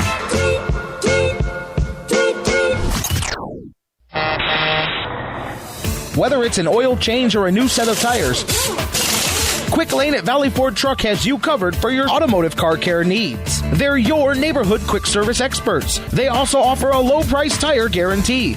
Choose from 13 brands, and if you find the same tires at a lower price within 30 days, Quick Lane at Valley Ford will refund the difference. They're open late Monday through Thursday until 9 p.m. and open early Saturday so you can check it off your to-do list and get on with your day.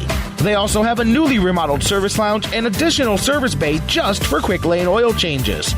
Quick Lane at Valley Ford Truck is located at 5715 Canal Road, right under the 480 bridge in Valley View, just down the road from Independence. 5715 Canal Road, right under the 480 bridge in Valley View, just down the road from Independence. Come see why life is better in the Quick Lane. QuickLane.com/Valley Ford Truck. That's QuickLane.com/Valley Ford Truck. Portions of the Sports Fix brought to you by Signs and Ship, the official printing source of the Sports Fix. Locations in Ohio, Pennsylvania, Virginia, and Florida. Find out more at signsandship.com. news break.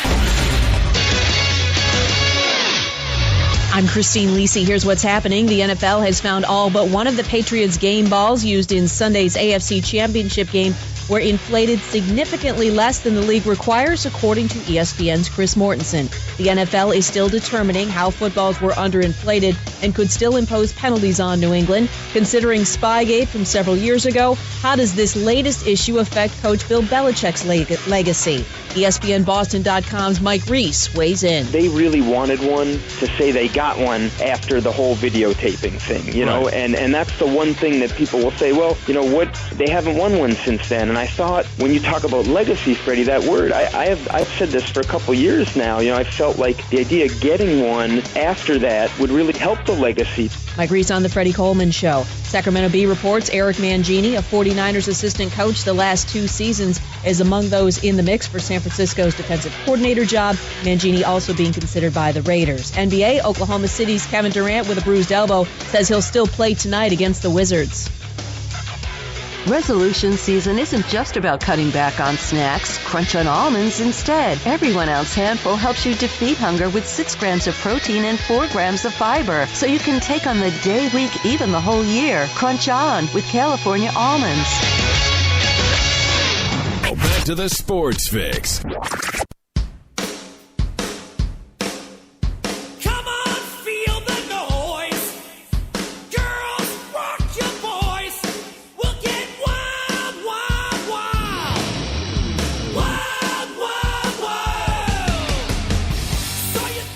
Welcome back to the Sports Fix as we roll on in hour 2 here across the Sports Fix Radio Network. J-Rocc, Jerry Myers, welcoming you back in. Thanks to John McMullen from the Sports Network for joining us there in the previous segment. Always great catching up with him, talking some Browns and some conference championship games next week. We'll preview a Super Bowl. We're going to talk a little more here. I'm curious to see what Dan Wismar thinks about the Browns and the direction their offense is getting ready to head here as they've signed a new offensive coordinator, John DeFilippo, here coming on board to customize an offense here. Be interesting to see, too. So many questions, not a whole lot of answers right now, except who the guy is. We'll talk about that. Let's talk a little bit about Cardale Jones, some Buckeyes and more with my next guest, Dan Wismar from the Cleveland Fan.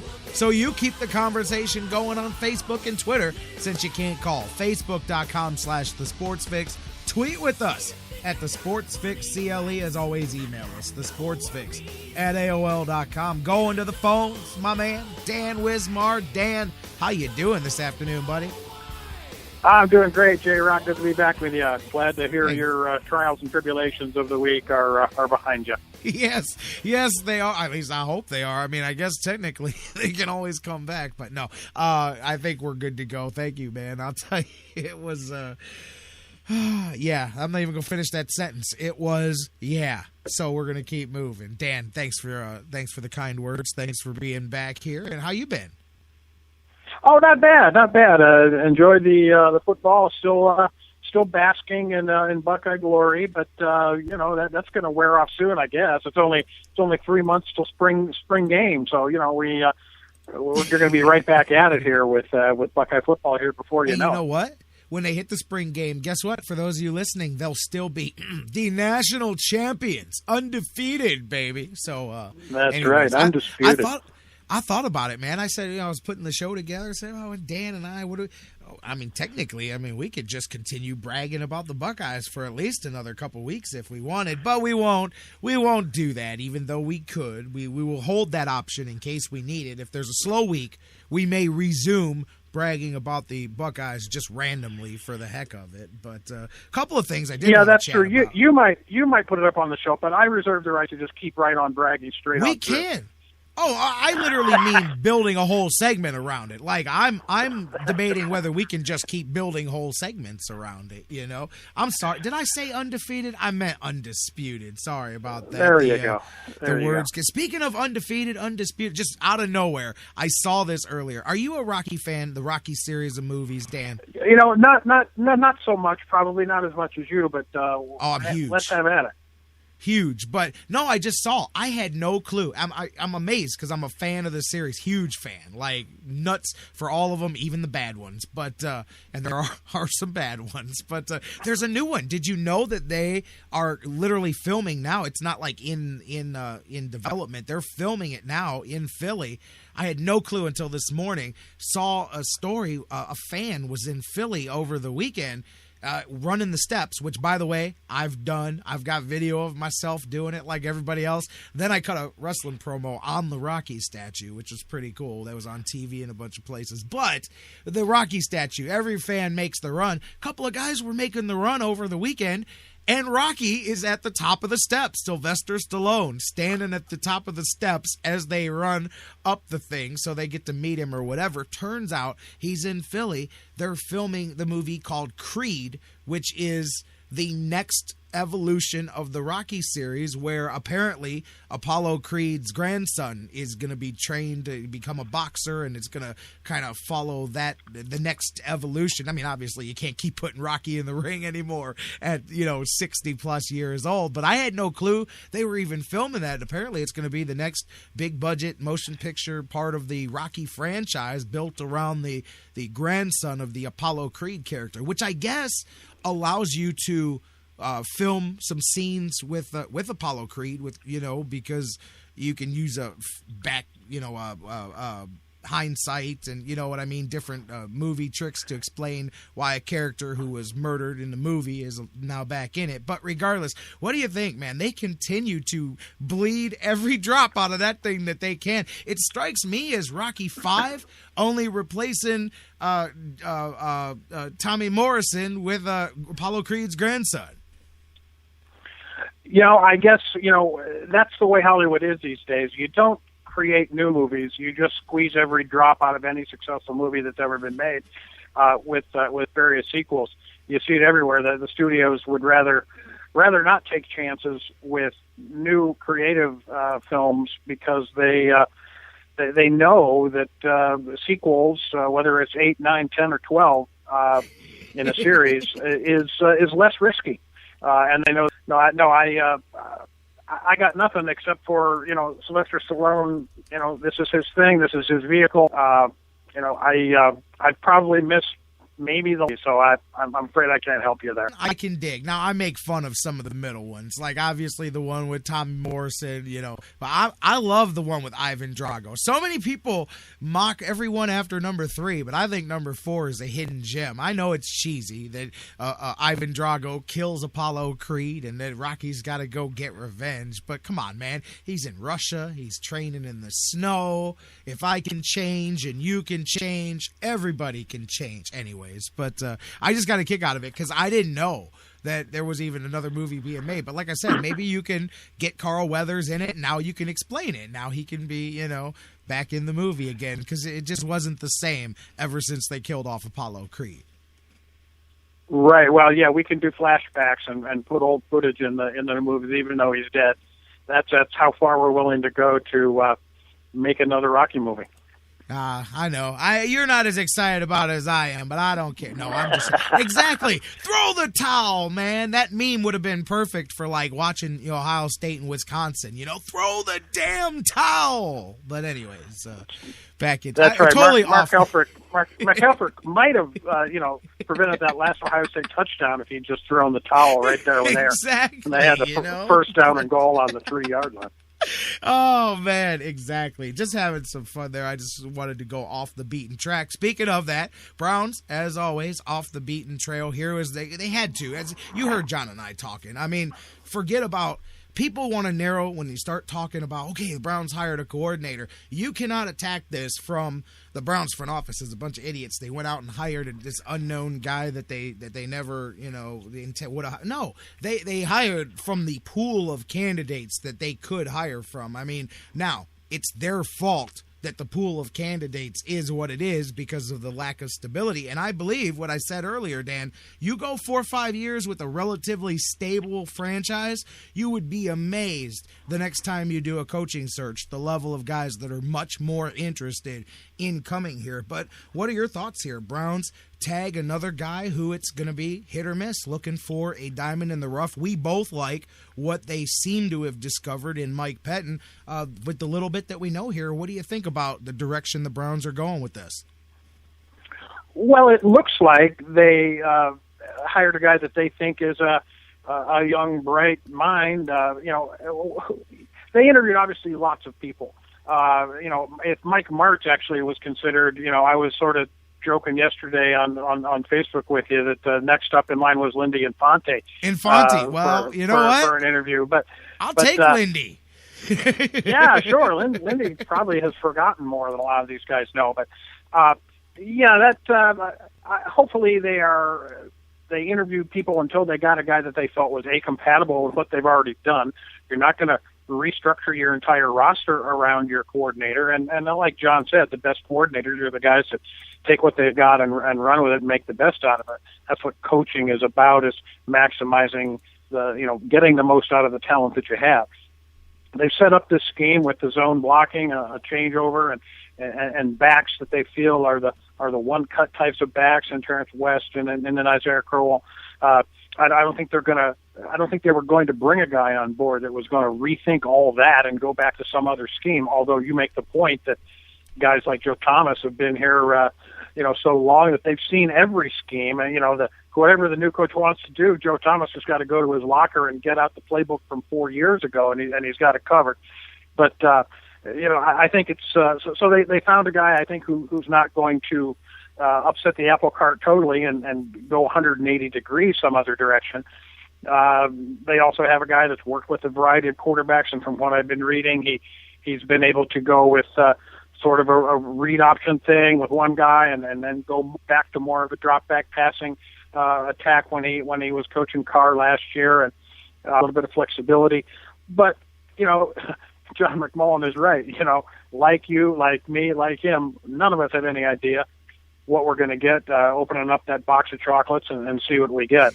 No coordinator is going to succeed if we're less than average, less than competitive talent taking the snaps from center. The big question has yet to be answered, and that's who's going to be the quarterback of this team. And now we go into some personnel decision making in free agency. Maybe DeFilippo wants to go grab Terrell Pryor, a free agent, and see where that goes. But who knows what's going to happen. I hope they drafted the position sometime after the first round. I got to tell you that I was going to make that point that you made. Of course, he did coach Pryor during his little stretch there when he was the Raiders quarterback. I think they had 9 games together. Pryor went 3-6. Obviously, you can't look at just wins and losses when you're talking about those. We're talking Raiders. There's a lot of different things at play there. But I'm looking at all the different quarterbacks. I brought it up earlier, the different guys that he's been part of developing. You mentioned, Carr. We mentioned Pryor there. Mentioned Sanchez earlier. Jamarcus Russell. Different guys along the years. And I like that. I throw back to Norv Turner, though. That was supposedly his calling card, too. I like it if DeFilippo can work with quarterbacks and great.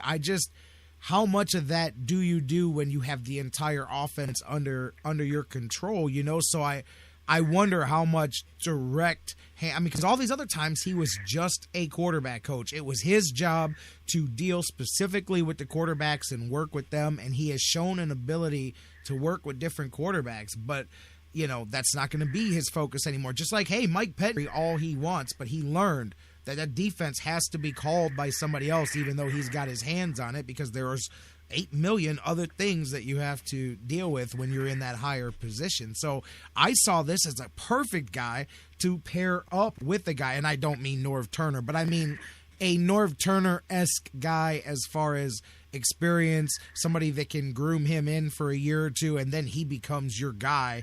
But, whatever. But hopefully you find a quarterback coach now to pair with him that is really hands-on, very good with these different types of quarterbacks, because, who the hell knows what quarterback we're even going to be developing? That's the other part of the question, is you wonder what the plans are, man, because we don't know. Nobody seems to have a clue the direction the Browns are going to go. I saw the first mock draft yesterday, make you laugh at this one, that had the Browns trading up. and trading up with Tennessee to get their pick to go take Mariota from Oregon, trading their 2 first-round picks. And, so who knows? There's so much speculation on where they go, but that's obviously got to be the next question, you would think. Quarterback coach, and who's the quarterback going to be that they coach? Yeah, that's true, and I don't know whether they're going to go that direction or not. So many times the offensive coordinator job and the quarterback coach seem to go hand in hand, at least at the college level. In many cases, it's the same guy. We just got done having that conversation with the Buckeyes when Ed Warrener, who was promoted to offensive coordinator, coaches the offensive line as well, and then he had been a quarterback's coach before when he was offensive coordinator. People didn't want to lose him as the offensive line coach because he's so darn good at that. But in effect, that's what they ended up doing, is leaving him there. But it seems right now, in the past few years, the Browns have brought in, Norv Turner being a good example, a seasoned guy, a veteran guy, a guy who had done it before, even bringing in Kyle Shanahan. We were dealing with a guy who had held the title before and had been through a couple different regimes and had seen the wars and fought the battles. There seems to be now a definite void in the Browns organization on the offensive side of the ball of guys who have been there, done that, where we're entrusting our offense to a guy who hasn't ever called plays at the NFL level. Yep. And there doesn't seem to be a veteran guy. You've got, Wilbert Montgomery as a running backs coach, and you've got some offensive line coaches fairly anonymous, so anonymous I can't think of his name at the moment. So there is a dearth of veteran experience, guys who have fought the battles and either won or lost the battles. We don't have anybody that's even fought them. So I don't know. Maybe they bring in somebody that's got some credentials, so some more experience. But right now it looks awfully thin on the offensive side of the ball in terms of just guys that have been there. And to be honest, and some of you aren't going to want to hear me say this, some of you are going to go, man, I've been waiting for you to say this. I think part of that is not a function of something the Browns are choosing. Obviously,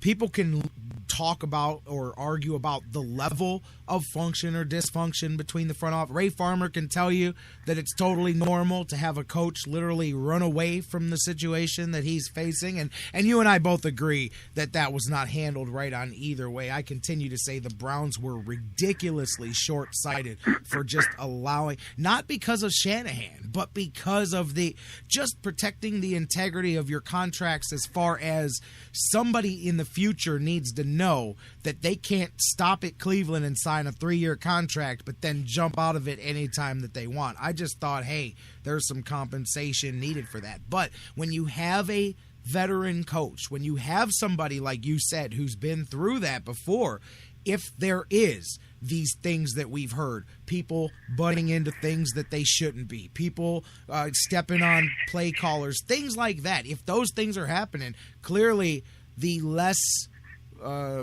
loud voice you're able to have, and I'm sorry, but when you're a fresh offensive coordinator, your voice cannot be very loud about complaining about the way things go your first time in the building. When you don't have guys who say, hey, this ain't right, hey, this isn't what happens here, there, and there, then you avoid some of that. And I think the Browns are avoiding some of that as well, because I do think there are some things going on here that shouldn't, and the more guys that you have that have been other places, they go, hey, man, I'm not dealing with this. And so, I mean, don't think that Kyle Shanahan was the whole problem here. Some of the reasons that he left are legit as can be. Yeah, I think that's true. A couple of examples. Well, first of all, I think we would also agree, Jerry, that the reason that Kyle Shanahan was let out of his contract, and you pointed it out in one of your posts that I read, how the organization made sure that the public was aware that Kyle Shanahan left of his own accord, and he was the quote-unquote parted company with the organization, but that Dowell Loggins, the quarterback coach, was fired. And I think part of the reason that the Browns didn't, have some kind of a hard line or more of a, strong posture with Shanahan and his contract situation was just because of all the grief that is being brought down on the organization right now about the texting from the front office, and that it sort of that allowed them a chance to sort of say, okay, you've got a legitimate reason for walking away, because in effect something untoward did happen and something possibly against the rules did happen. and we don't want to get into a big snafu about it with Kyle Shanahan and have him then go public and say more than maybe he wants to say or the organization wants him to say. So I think they would just as soon let that whole thing go away, the whole Shanahan episode, because it could bring down more bad PR on the front office, which is already, as you say, kind of radioactive. Especially when you see a guy like Mark Trestman who come in, have an interview, we hear nothing. We've been interviewing offensive coordinators for weeks, and if Trestman is qualified to do anything, it's to be an offensive coordinator in this league. And then an organization with the stability of an Ozzie Newsome and a John Harbaugh and the Baltimore Ravens comes along, announced, over the weekend, it's announced their coach, their offensive coordinator is leaving to be the new coach of the Denver Broncos. And 2 days later, when an interview hadn't even taken place until the first of the week, Mark Trestman is announced as the new offensive coordinator of the Baltimore Ravens. We didn't even get so much as a comment after he interviewed in Cleveland as to how the interview went and whether we're considering further, blah, blah, blah. Tuesday rolls around and he's the new offensive coordinator of the Baltimore Ravens. It's a difference between the two organizations, a difference between one that's stable and one that isn't. Yeah, absolutely. I saw that as Trestman said, you know what, let's feel this out here. Let's see how much is, smoke and how much is fire. Let's go do this interview. He walked out of there and said, no, there's somewhere else I can go. I think I'm going to go there instead. And some people will say, oh, well, no big loss. Trestman, okay, that's fine. But I disagree with that, to be totally honest with you. I thought Trestman would have been a good choice. And some people can point back 20 years ago to him here as offensive coordinator. And he was different when he was the quarterback coach and then when he got the offense to himself. And it's easy to think, Bernie, it was a different game back then and all of that. His offense stunk in Chicago. I understand that. But he wasn't the offense anymore. He was the head coach. I just think that would have been a guy I would have paired with a guy like we hired. Like, bam, there's your young but still younger veteran type guy along with a fresh face that could kind of learn for a year or two, and then boom. But like you said, Trestman looked around, made a phone call, had other options. And, I mean, even Shanahan, say what you want, but he left here and stepped into a situation that I think for him could be very well the next boost to convincing somebody to give him a head coaching job, because he's going to get some pieces on offense that are going to make him look good. And he's got an opportunity to step in there to Atlanta. But again, tell me that just forget everything else. Didn't the Browns, they should and they couldn't because of the leverage that Shanahan had. Like you said, he knew about text messages and different things that the Browns didn't want to continue to be talked about, because otherwise, we're talking about taking draft picks from New England. I'll tell you, clearly Atlanta would have had to compensate the Browns to get Kyle Shanahan out of his contract, and I just think that was really short-sighted. Yeah, you're right, and I think that's the reason that they let him walk, making a big fuss about it. Clearly, he's in a situation now with a team that's more, ready to win, and that's the other thing about coming to the Browns. Even if you thought it was a great challenge and a great opportunity, head coaching jobs are gained by assistants that coach for winning the franchise. People are looking down the road at the Cleveland Browns, and despite the progress maybe that they made in 2014. Right now, 2015 has potential. What, man? I'm just thinking back. Terrell Pryor, we brought him up in this conversation, and if the Browns, and this is pure speculation, we got to go another season with Manziel and see what we can get out of this investment and so forth.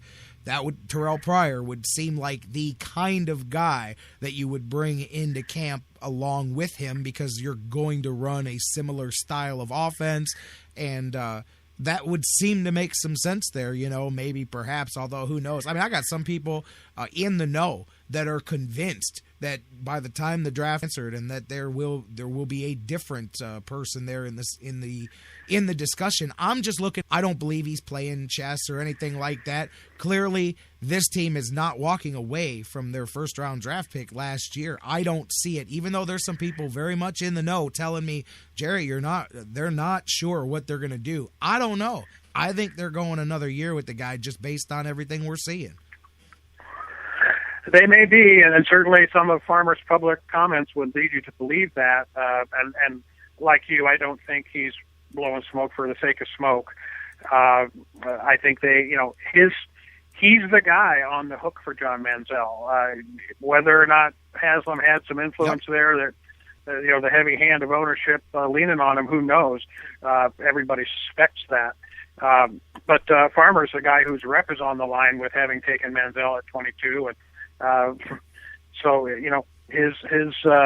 he might be a year or two away from being the former general manager of the Cleveland Browns. So he has to sort of buck up and at least put on the good public face. I have a feeling if I were Ray Farmer, I would be looking at veteran quarterbacks in free agency, and I don't know what the situation is with Sam Bradford, but he's a guy I'd be looking at least kicking the tires on. A couple of guys like that have started in this league and that have had high ceiling projections in the past, and have led teams and started for teams and done the job in the NFL, because that's what you don't have on this roster at all. And there needs to be someone there when camp rolls around in the summer that has started for an NFL team before. Absolutely. I'm in agreement with you there. I guess we'll see. There's still a lot of time. We haven't hit the free agency period yet. There's a whole lot of things. You know what I found interesting? I saw a listing. Oh, shoot. I can't remember. It was just one of those articles you come across where they were like ranking the free agents. And Brian Hoyer's in the top 10 listing of available free agents. I just find that funny that Cleveland fans, certain portion of them, can't move on fast enough. Meanwhile, he's in most listings, top 10 available free agents coming up here this offseason. Only in Cleveland can we just turn our back so quickly on something. I mean, you can say, well, he's not great, but it's still better than what you got so far, Yeah, you're right, and you didn't need a crystal ball here, and you predicted it, a quarter of the way through the season, that somehow this local kid who was the starting quarterback of the Cleveland Browns at the organization would find a way to screw it up somehow, and not either not end the season with him, or certainly not go into next season with a guy that had done it. Now, obviously, Brian Hoyer played. We've talked about how he was maybe a bit more appreciated after we saw John Manziel for a game and a half than he was before we saw John Manziel. But I understand that several teams are interested in Brian Hoyer, the Titans among them, I'm kidding with, but the interest in him is said to be very sincere on a couple of franchises. Now, I believe those franchises are looking at Brian Hoyer as a veteran backup or as a stopgap, not as a guy that's on into the glorious future. But nonetheless, I thought the Browns ought to be negotiating with Brian Hoyer in good faith, because if they don't, being void at quarterback position in terms of who's going to be taking snaps next year. Exactly. Stopgap. That's the term. Even for those of you that know like him as the ultimate stopgap, that's the perfect word that Dan just used. In no way do I think Brian is quarterback. I do believe for a franchise like the Browns, he gets you from in 2013 through 2014, 2015, 36 months to find your next guy and work on getting him ready so that then your next guy is ready. Meanwhile, you've built up your offensive line. You've got better receivers. You've drafted for 2 or 3 years. This cat holds the fort. Oh, well, he's only going to win you 7 or 8 or 9 games. Cool, because you haven't won 7 games in the last 3 seasons put together. But that's the whole thing about it is people in Cleveland jumped from 0 to 100 overnight. Stopgap didn't mean bridging the gap from April until November. Stopgap meant bridging the gap from one season, 2 seasons beyond to the next. You know what I'm saying? Yeah, that's true. And whether or not this front office sees Hoyer as a guy that they want to be, taking snaps for him for the next year, even half a year, or whatever, we're going to find out here. We're going to find out within the next 3 months when we see who they sign, and I think they're going to be able to pick up a quarterback in round 2 that they might, look at as their future guy. I'm on record 19 to draft the quarterback position, but I'd like to see them, use either a Jimmy Garoppolo type guy as Belichick took last year, and I think the 3rd or 4th round. That's the kind of kid that team obviously is going to have to get lucky at the quarterback position because all their best laid plans of drafting high have availed them. We move on, but I don't know about Hoyer. I think they ought to be talking to him. If nothing else, he'd be a veteran backup, and at his size, he's going to get snapped in half in the NFL. And even if he's the starter, he might not be the starter for long. Right, and then the other thing, too, is if the Browns are going forward in the Manziel mindset, they have to go, well, no matter how good we think Hoyer is, out if we let him come into camp. So, I mean, you do run the risk. If you're coming back with Manziel, you run the risk of the whole thing starting all over again. So, I mean, I think that's the key. Just assuming that Brian Hoyer's like, hey, let me come back to Cleveland, because my gut tells me, as much as he loves being here and as much as his family's here and they just had a baby, he does not went down here. And I think he would very much look forward to a chance to go somewhere where they don't call him the hometown guy. He gets an opportunity to go with a fresh slate and no hype train behind him and go see if he can pass or fail. I really think that that's going to appeal to him. No, I agree with you. I do not expect him to sign here. But I think it's the responsible thing for our front office to make sure he knows that the door's open and to be negotiating with him in good faith. I don't see him landing here unless obviously these guys, Farmer and his team, have to have a plan, and they haven't revealed us to the ticket buying public yet. But obviously we're going to find out what the direction they're going is very soon. We sure are. Speaking of quarterbacks, before I let you go, the other thing I wanted to talk to you about here, Dan, is I'm talking to Dan Wismar from the Cleveland Fan. It's the Sports Fix. I'm J-Rocc. You're you. We're doing the thing. Cardale Jones. Since the last time you and I talked, of course, the decision, the non-decision, I talked about to see the way they did it. I like the example set and all of that. Kendall Lewis, I totally get. He was talking on Twitter a bit, and I totally get where he's coming from, too. To me, there's so much risk. I get it if you're looking at it from strictly a NFL potential. I get some people maybe disappointed that Cardale Jones made the decision he made.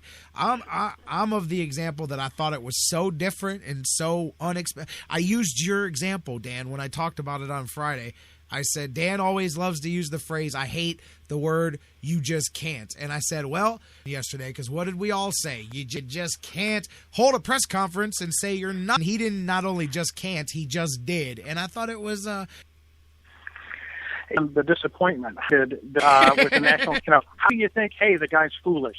He didn't do a smart thing. He should have grabbed the money, but disappointed that he did it? I mean, it's his decision. Let me make another point, too, about Cardale.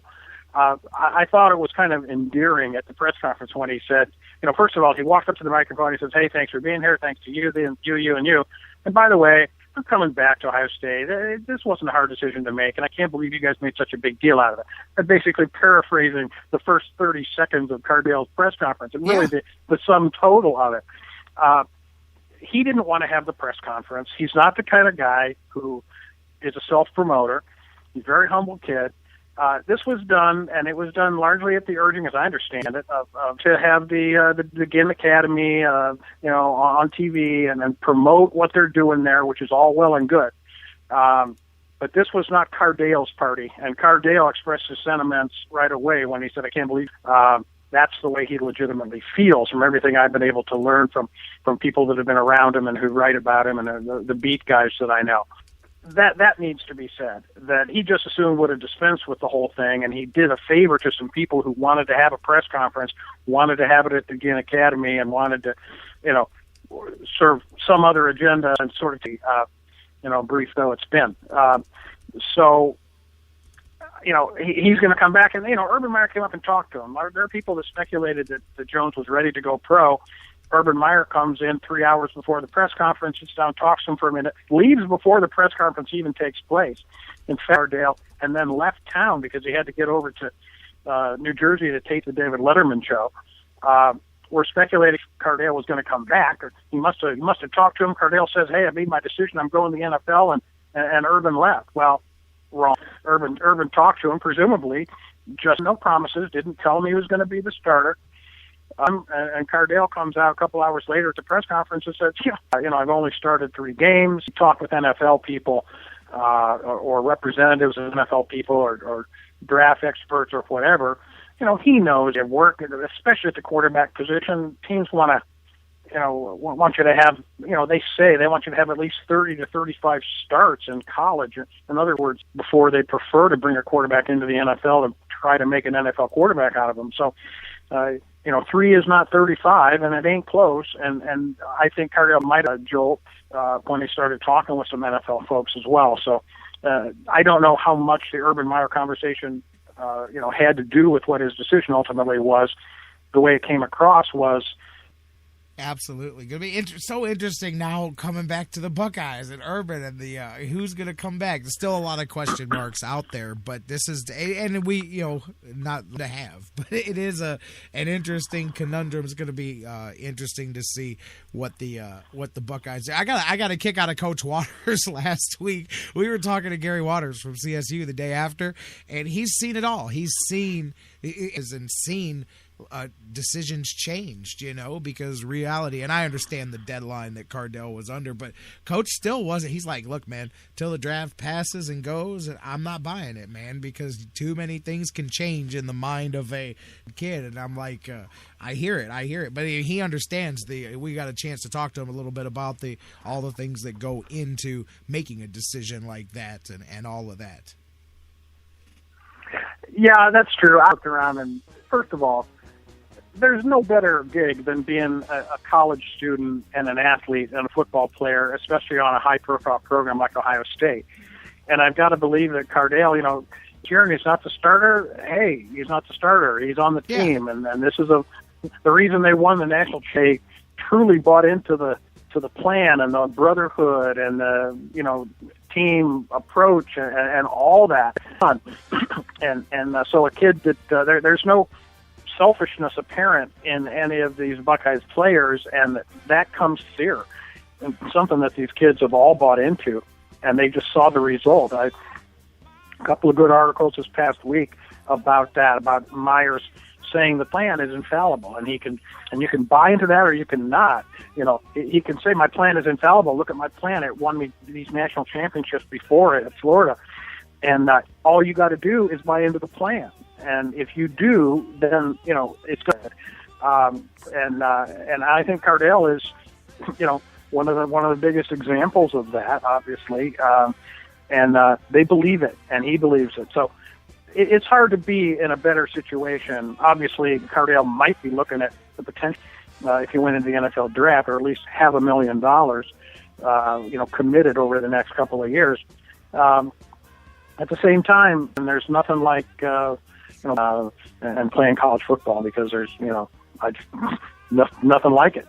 And you only get to do it once. That's the thing. You only get to do it once. Right. I'm with it. Like I said, I'm with it. Even though I probably personally would have made the other decision, just because, man, it's hard to turn away from the possibilities. But he did, and that's what I found so refreshing about it. I thought it was funny about 15, 20 minutes before the press conference, Tyvis Powell, when he tweeted out, I don't know what 12's going to do, but either way, half the rent's due on the first, and I got my half. So I don't know what he's going to do. Yeah, that's funny. Those guys have had a good time with it.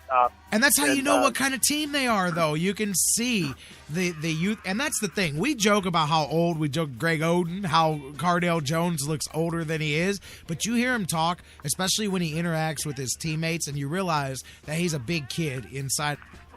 Yeah, that's for sure. Michael no Thomas, disrespect. I don't mean it like on he's the team was doing the same kind of a thing, joking around with him and talking about, people were thinking Michael Thomas was going to jump the NFL too, because he's been around for 3 years, even though he's a redshirt sophomore. But he was a couple hours before the press conference.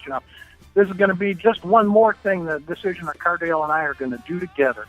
Stuff like that. And he was just playing with people, because I think they all knew what was going to happen. But it's a moment in the sun, and they were championship, and kids having fun. Cardale was, joking around with Urban Meyer, giving them the rabbit ears, at the press conference. I mean, you're right. They are just big kids, and they obviously enjoy being around Coach Meyer, and he enjoys being with them too. So it's that's the other thing. They talk about the grind of recruiting, and why would Harbaugh want to leave the NFL to come back, and where he had to sweet talk 18-year-olds and their parents, and the grind that recruiting is. Well, I mean, I think sincerely loves it, the recruiting side of it. He's making calls at halftime of the national championship. I know. And Tell me that doesn't make you feel important, because it's though, something Dan. they have to do, and certainly everything you read and hear about is a job that he absolutely loves. So more power to him. He's good at it. Wouldn't try to talk over you. Tell me that is you get a call at halftime of the national. Oh, by the way, I'd really like if you come play for the Buckeyes, man. Hey, coach, aren't you at halftime? Yeah, I just wanted to take a minute to give you a call. That goes a long way. A young recruit there, but anyways, Dan Wismar. It really does. Yeah. It does. You got to think it does. I'm watching the game. Phone rings. Coach, what's up? Just taking a minute from halftime of the national title game. We're up big. I figured I could take a minute and give you a call. OH, really? Baby. Dan Wismar from the Cleveland Fan. Thank you so much, my man. And we'll see. We'll get together next week. We'll talk a little Super Bowl, look ahead, talk some Buckeyes hoops, man. Who knows? We'll be 3 Mondays away from spring training by the time we talk to get into. Weather's gonna, I was gonna say start changing, and I'm getting this blizzard happening right now. But hopefully after that, spring training means weather's changing, sports are changing. No shortage of stuff for you and I to get. It's all the fun, Jerry. Talk to you Monday. You got it. My man, Dan Wismar from the Cleveland Fan with us every Monday and Wednesday, talking Buckeyes, talking Browns, Indians, all of that. Plagens, voice of the next, here on the Sports. Burning in my soul. Now listen. Don't you let's kill me. Just can't stop. Let my spirit burn free. The Sports Fix, your choice for intelligent talk. That was wonderful. Bravo! I loved that. Oh, it was great. Intelligent talk. Well, it was pretty good. Well, it wasn't bad. Well, there were parts of it that weren't very good, It though. could have been a lot better. I didn't really like it. These guys must be on the wrong station. It was pretty terrible. It was bad. It was awful. It was terrible. Get them away! Hey, boo! The Sports Fix. Portions of the Sports Fix brought to you by Fantasy Jocks. Looking to upgrade your league trophy? Check out fantasyjocks.com for championship belts, rings, trophies, and more. Football season is party season at Harry Buffalo North Olmsted. Everyone wins at Harry Buffalo. Every Saturday is Coors Light College Football Saturday with $6 pitchers, 4 bottles for $10, and the Buckeyes in full HD. Football season is most definitely party season, and your headquarters is Harry Buffalo North Olmsted all winter long. Harry Buffalo, join the herd.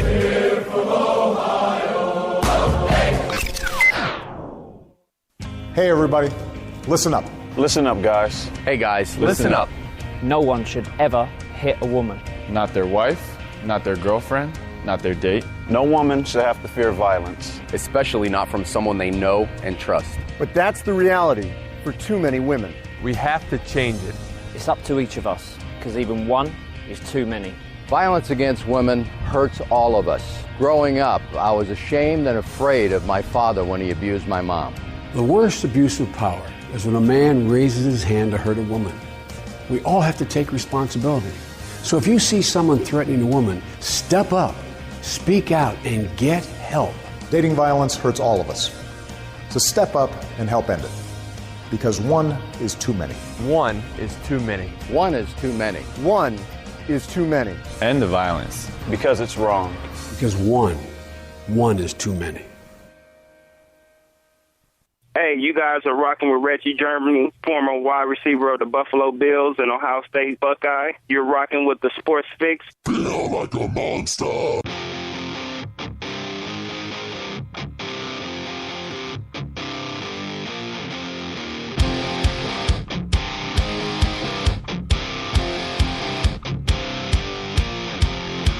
The secret side of me, I never let you see. I keep it caged, but I can't control it. So stay away from me, the beast is ugly. I feel the rage and I just can't hold it. It's scratching on the walls, in the closet, in the halls. It comes awake and I can't control it. Hiding under the bed, in my body, in my head. Why won't somebody come and save me from this? Make it end. Deep within, it's just beneath the skin. I must confess that I feel like a monster. I hate what I've become, the nightmare's just begun. I must confess that I feel like a monster. Welcome back to the Sports Fix. There we go. Get you in the mood a little bit. J-Rocc back with you here as we roll into the third hour here of the Sports Fix. Thanks to Dan Wismar from the Cleveland Fan for joining us there, talking a little Browns, little Buckeyes and Cardale Jones. Of course, you guys can always check out Dan's musings, theclevelandfan.com. Check him out on Twitter at D Wismar, just the letter D, Wismar, Wismar on Twitter. Thanks again. First hour, John McMullen from the Sports Network for joining us. Always a good time when he's in the house talking some NFL football. And again, news of the day, Browns lock-in and offensive coordinator John DeFilippo from the Raiders, and quarterback coach, and of course he's stopped a few other places as we mentioned earlier. Now he is going to be handed the keys, handed the reins of the Cleveland Browns offense. So we'll see what that means as more comes in. You guys keep the conversation going with us. Your thoughts on the Browns, on their moves, on the Buckeyes, on Cardale, Cavaliers. Are they getting it together? We're going to preview that here in just a little bit. Monsters, a mixed bag here over the weekend for them. Whatever it is, give us a call. Give us a hit on Facebook, on Twitter. Let us know what you think. Of course, the phone lines are open 24/7, 216-539-7535, 216-539-7535. You can hit us up on social media, facebook.com/thesportsfix. Tweet with us at the Sports Fix CLE. Email us, thesportsfix@AOL.com. Facebook.com/the Sports Fix. Tweet with us at the Sports Fix CLE. Email us, thesportsfix@AOL.com. Doug Plagens preparing to join us here just a moment here, waiting for Doug to join us. As I said, a mixed bag for the Monsters. They had their final tough 3-3 stretch of the season this past weekend. Monsters found themselves in each category of the win-loss nothing column there, if you look through, as they got the victory to kick things off in Chicago. Not only victory, historic victory Friday night. We'll talk about that with Doug here in just a minute. Something quite unique went down Friday night. And then they had the back-to-back there to finish them off in Iowa. Dropped the middle one and then the shootout on the third of the three. We'll talk about all of that here and look ahead with my man. He's on the hotline now. Let's just see if he's hot on the hotline. Let's double check. Doug Plagens, voice of the Lake Erie Monsters. Doug, my man, how you doing this afternoon? Doing great. How are you? I'm all right, man. Thanks for being here with us. As always, you're probably relaxing and recuperating a bit after the weekend there before you guys get back into it tomorrow. Final stretch, as we previewed the other day, 3-3 for the Monsters here this past weekend. And as I was just saying before you joined me, a true mixed bag of results over a little bit of everything there in the results from over the weekend. But it started on Friday with something that doesn't happen very often, a bit of a unique game Friday night. Yeah, Friday night, as you said, it was a little bit of everything for the whole weekend. But Friday night in Chicago, not only did the Monsters get a big win, a 5-1 victory, Chicago Wolves, the team they're chasing in the Western Conference thing, where it's been tough sailing for them to win. Their goaltender scored. Red O'Bara became in the seventh to actually shoot the puck into the net of the opposition in his first game ever with the Monsters. So it was quite a team debut for him. He's on a conditioning assignment from the Avalanche, and it was a big way to start the weekend. But I heard you talking about that right when I came on there. The rest of the weekend, still a bit of a mixed bag, but didn't quite get the Monsters didn't quite get the results over the second and third games of the weekend that they were looking for, as they fell short twice against Iowa, once in regulation, once in overtime, picking up one of the 4 possible points out there in Des Moines, finishing the weekend with a 3 out of 6 point split. So, it's kind of right now puts them right at 500 at the halfway point of the year. We're one half through the season, and it's going to be a sprint from here to the end now, and it all starts with tomorrow's game against San Antonio. Yeah, I'll tell you, Doug, looking back at that Friday night, Bear, obviously, when guys, he was sent down, as you said, on a conditioning thing. Most times I'd be willing to bet guys don't, they may have some road stories, but not a whole lot, really memorable from a little little glitch there before they go back up to the parent squad. But clearly, Barrow will be remembering his moment in Monsters history there for a long time. Not just Monsters, was it the 11th goalie in AHL history to score the goal there once they did that at the end of that. But I just thought that there's one you'll remember that time you might not have otherwise, but you'll definitely remember your stint with the Monsters. 11 goalies have scored in 79 years of American Hockey League play. Years. So it's not something that happens every day. 79 years, 11 of them. So that's just on quick math, that's still like an average of about every 7 or 8 years. So break a mirror and your bad luck will run out right around the next time that a goalie scores in the AHL. So some people saw some stuff they didn't see. And as you said, looking at the other two for the weekend there, not the way the Monsters wanted it to go, as they fell 4-1 on Saturday and then overtime loss. So they were at least able to save a point there, wrapping it up there on Sunday. Yeah, they got a point. Andrew Agozzino scored in the third period to tie the game at 3. It was kind of a back and forth game, and you kind of got the feeling as the game went on, the Monsters were the stronger team for about I'd say all but about 3 to 5 minutes of that entire hockey game. The Monsters outplayed the Iowa Wild, and statistically in the standings, the Monsters have been the better team than Iowa this season. But Iowa was able to dig deep for a couple of home games. They leaned heavily on their goaltender, and they were able to come away with a pair of wins over the Monsters. And those were tough ones to take. There's no doubt about it. Just considering where the two teams are in the standings, and if you're the Monsters, you're looking at those as games you have to win. You're really looking at every game right now as a game that you've got to try and get points whenever you can. So, those were 2 games against the team at the bottom, and now for the next 5, the Monsters are going to see teams who are in that top 8 in the conference, teams that are currently playoff teams, if you will. And again, it starts with San Antonio tomorrow, but you've got San Antonio for a couple. You've got Oklahoma City, then you've got Milwaukee, who's been on a tear and is really the hottest team in the Western Conference, and maybe even in the whole AHL. Yeah, absolutely. And that's what you look for when you're behind, is, like you said, a grouping of all the teams in front of you there. Even with the mixed bag over the weekend, Monsters did trim a point off of their deficit from 8th place, so they're 4 points back there from the final playoff spot. But yeah, as you said, your eyes get big when you look ahead and see those teams directly in front of you, because now you know it's 2 for 1. Now you're getting these guys at the time where you can work your way back up into the standings. As you said, time getting precious each week that we talk, real estate getting a little bit less here throughout the season.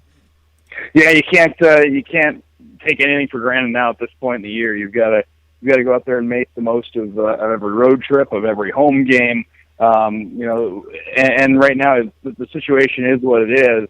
But you look at the teams that are in front of you, and you have to, those are the games you have to win if you want to make the playoffs. And I know there's still 38 games left in the regular season, but if you want to make the playoffs, you got to beat the teams that are currently in the playoff picture to climb your way back in. And we keep saying it, there are still 38 games left, but after this weekend, the Monsters will have played 40 games. And then a couple conversations from now, you and I will be talking about how we just played 50 games. And, it's going to go quick, and you know how it does every year. And that's why you can't take any of the points for granted. No, absolutely cannot here. Doug Plagens, voice of the Monsters. We're talking a little bit of Monsters hockey as now they're getting ready to, as you said, come back home here. You've got a couple with San Antonio coming up here. They're in front of you. Thursday, 7 p.m. Both nights, 7 p.m. puck drops here. Thursday and Saturday back. A busy week at the Q. It seems like every other night it looks like there's a Cavs Monsters here through the it's that time of the year, of course. But good to get back home, I'm sure, after that run on the road. Oh, definitely good to get back on home ice. 7 o'clock, you mentioned each game, and Saturday night is the annual Cleveland Rocks night, which is always one of the biggest crowds the whole season. I would advise anybody who's planning on going to the game who doesn't have their tickets, be sure to get those as soon as possible so you can get the best possible seats, because they are going quick. And this is a night, where the last few years we've seen 13, 14, 15,000 plus. And for a night where you really just you celebrate Cleveland, there's a T-shirt giveaway. It's going to be a good night had by all, and there's going to be an important 2 points on the line too out on the ice for the Monsters against San Antonio, who's coming in as one of the higher scoring teams in the Western Conference, and a team that's pretty balanced. They have good goaltending, they have good defense, they have prospects up front who can do some damage offensively, and And as I said, they're a pretty balanced hockey team, and a team that historically has given the Monsters some fits. And I know the players change year to year and things like that, but 3 out of 4 from the Monsters. So the Monsters looking to buck that trend a little bit, turn things around, and snap out of the little funk after those. Something. I mean, because I know the quirkiness of the AHL schedule, so maybe I'm off base here. Maybe you'll tell me. But does a team feel better? Like, do the Monsters feel better? Stretch out of the way in the earlier part of the season rather than having to deal with those later as the grind continues to build up on you. Do teams enjoy not having those later in the season because the Monsters just wrapped up their final stretch like that? Plays them, and the other thing about those is that the number of them are way down across the league. There are not nearly as many as there were 3-4 years ago. So while the number of them is down, every team does deal with it. At the same time, nobody looks forward to them. They're tough stretches, there's no doubt about it. Back-to-back's hard enough. You throw another game in there, and a lot of times when you throw a third game in, it's a Sunday game, and it's played at an unconventional time. And you're having a quicker turnaround because you played a Saturday night game, and then you might be going into a Sunday where you're playing at 1 or something like that. And it really is a crapshoot sometimes when you go into those games because it comes down to who's going to get the best bounces a lot of times in those. It's not always the most to play the back end of a 3-3. So there's no doubt those are real physical tests. Everybody prepares for them. Nobody ever complains about them because it is the nature of the schedule, and every team does deal with it. But I think for the Monsters, that is something that can to worry about that anymore the rest of the year.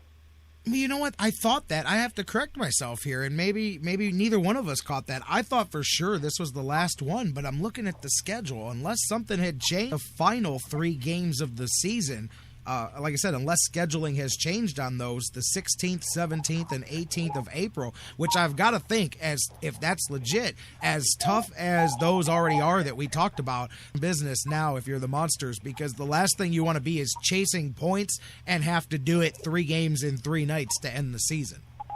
Well, they do, and they end the season with a couple against the Hamilton Bulldogs, so that right there, that's another team who's right there that could be in this thing right down to the wire. So, you could have a lot on the line going into that final weekend.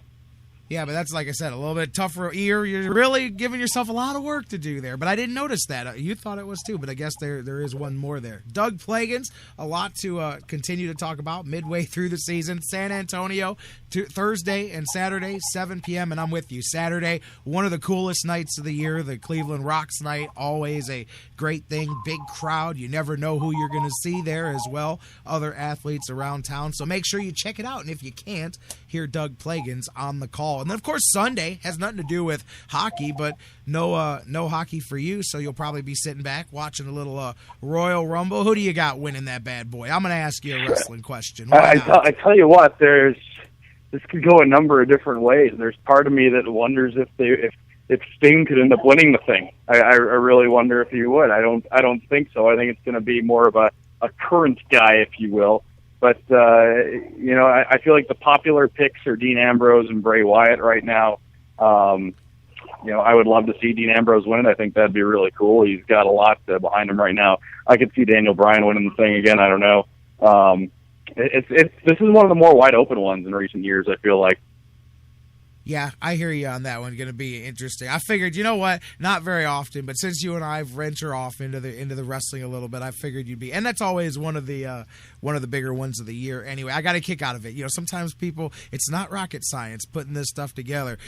Michael Cole was saying the other day, my favorite match of the year because it only happens once. Imagine that. When you save something and you make it important and you only do it once a year, then it has more importance. I'm amazed. You think that's why the Super Bowl draws as good as it does? Because they only do it once a year? I don't know. I get a kick out of that. I love the Rumble's my favorite event too, and Absolutely. they had a great thing going back when Money in the Bank was a one-time-a-year event at WrestleMania, and then in my opinion, they ruined it by having a whole pay-per-view called Money in the Bank. I think when you used to have the Money in the Bank ladder match with 6 or 8 guys, and it was at WrestleMania every year, that match stole the show, and I have absolutely no idea why they would have gone away from that format.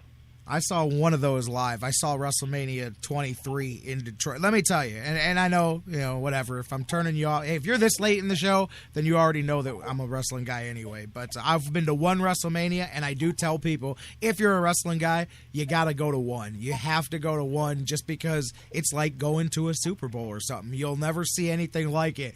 80,000 Personally, I'd rather go to a WrestleMania than a Super Bowl. I've never been to either, and if I had to pick one, I would pick WrestleMania. I'm telling you, you really would enjoy it.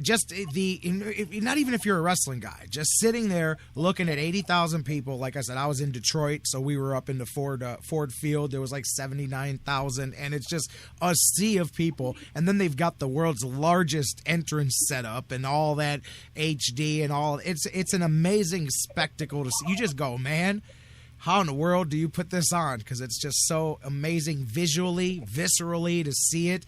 It's a cool experience if you get into that kind of thing, man. Next time they have an East Coast one, or, hey, you're not afraid to jump on a plane and fly out. Matter of fact, I may be at WrestleMania this year because the movie that I'm in, there's the movie about the resurrection of Jake Roberts. It actually makes its world debut at the, Sundance Film Festival, something this weekend. And they're going to have a screening WrestleMania weekend. So I may get flown out there WrestleMania weekend out to the West Coast and be a part of that there. But yeah, the resurrection of Jake Roberts, your boy, alongside a who's who like Stone Cold and Edge and Chris Jericho and a bunch of other guys like that.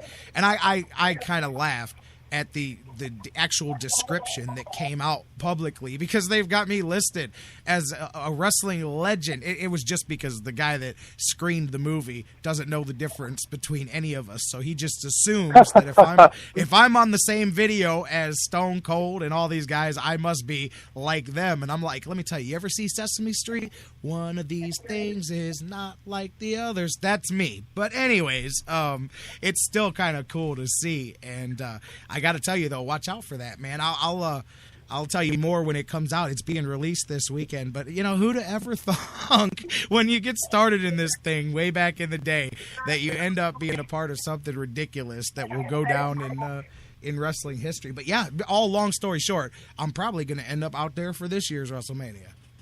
Well, that'd be awesome for you. Yeah, pretty cool. I've never been. Really cool. I want to see the flick. You'll have to send me info where I can see it. Oh, for sure. I guess it makes it. Everything's really under lock and key because it's up for a bunch of those film festival type awards things and stuff like that. So right now, the first world premiere screening is this weekend at some film festival, and then it'll be, I believe it's going to be perhaps released in some theaters. Like I said, they're renting one out in San Francisco, like WrestleMania weekend, how everybody kind of gloms on WrestleMania there. They're going to do that, and so yeah, that'll be the first time I think wrestling fans see it, but I wouldn't be surprised if this thing's on Netflix by the summer. So it'll definitely be out there, but it's up for a bunch of, which is the crazy thing is if this thing wins any awards, I would technically be an award-winning member of this cast. It's just amazing how this comes and happens out of nowhere. But I'll tell you more about it when it all comes out. But it debuts this weekend. You can Google search it, The Resurrection of Jake Roberts, and when you look at the starring cast, you'll go, oh, yeah, that's J-Rocc listed with those other guys there, man. And it just doesn't fit. One name, I'm sorry, I'm disrespecting myself, but one name sticks out like a sore thumb, man. So anyways, you'll get a kick out of it. I knew I could tell you about it because you're a wrestling guy. So well, that's awesome. Go. Congratulations on the release. No, don't congratulate. This is nothing I accomplished. I happened to be in the wrong place at the wrong time, and I became a part of Jake Roberts' life story. That's the best way I can put it, man. Well, I think congratulations are in order. Well, I'll take it, and I'm going to ride this thing for everything that it's worth. But it's just, again, it's one of those when you sit back and you go, how in the world did that happen? But I knew you'd appreciate the story. And so there we go, guys. If we didn't get you enough with the hockey talk, now we're talking wrestling too. So for all of you mainstream people, you can just totally stop anytime you wrestler, man. And I'm proud to talk wrestling with Doug Plagens, the voice of the Lake Erie Monsters. Doug, man, how you doing? Anything... You got anything planned this weekend? Or are you just going to kick back and watch the network yourself? Or yeah, it's going to be, I got a couple hockey games in the Royal Rumble. That's about it. That's it, man. Fun weekend here. Of course, you got to get through Cleveland Rocks night to get there. Again, Thursday, Saturday, Monsters, dropping the puck, 7 p.m. Doug Plagens will be calling it. Good luck to you guys, and you and I will catch up next week. We'll see what happens with this one, and we'll look ahead to the next week in Monsters hockey. Sounds good. Thanks very much for having me. You got it. Thanks for being here. As always, that is the man, the myth, the legend, Doug Plagens, voice of the Lake Erie Monsters. Like I said, if you're 2 hours and 27 minutes and 16 seconds into this thing, then you're not going anywhere at this point. But anyways, I'm proud of my wrestling roots, man. Although I totally understand that it takes a certain no, I'm just kidding. It takes a certain person to appreciate it.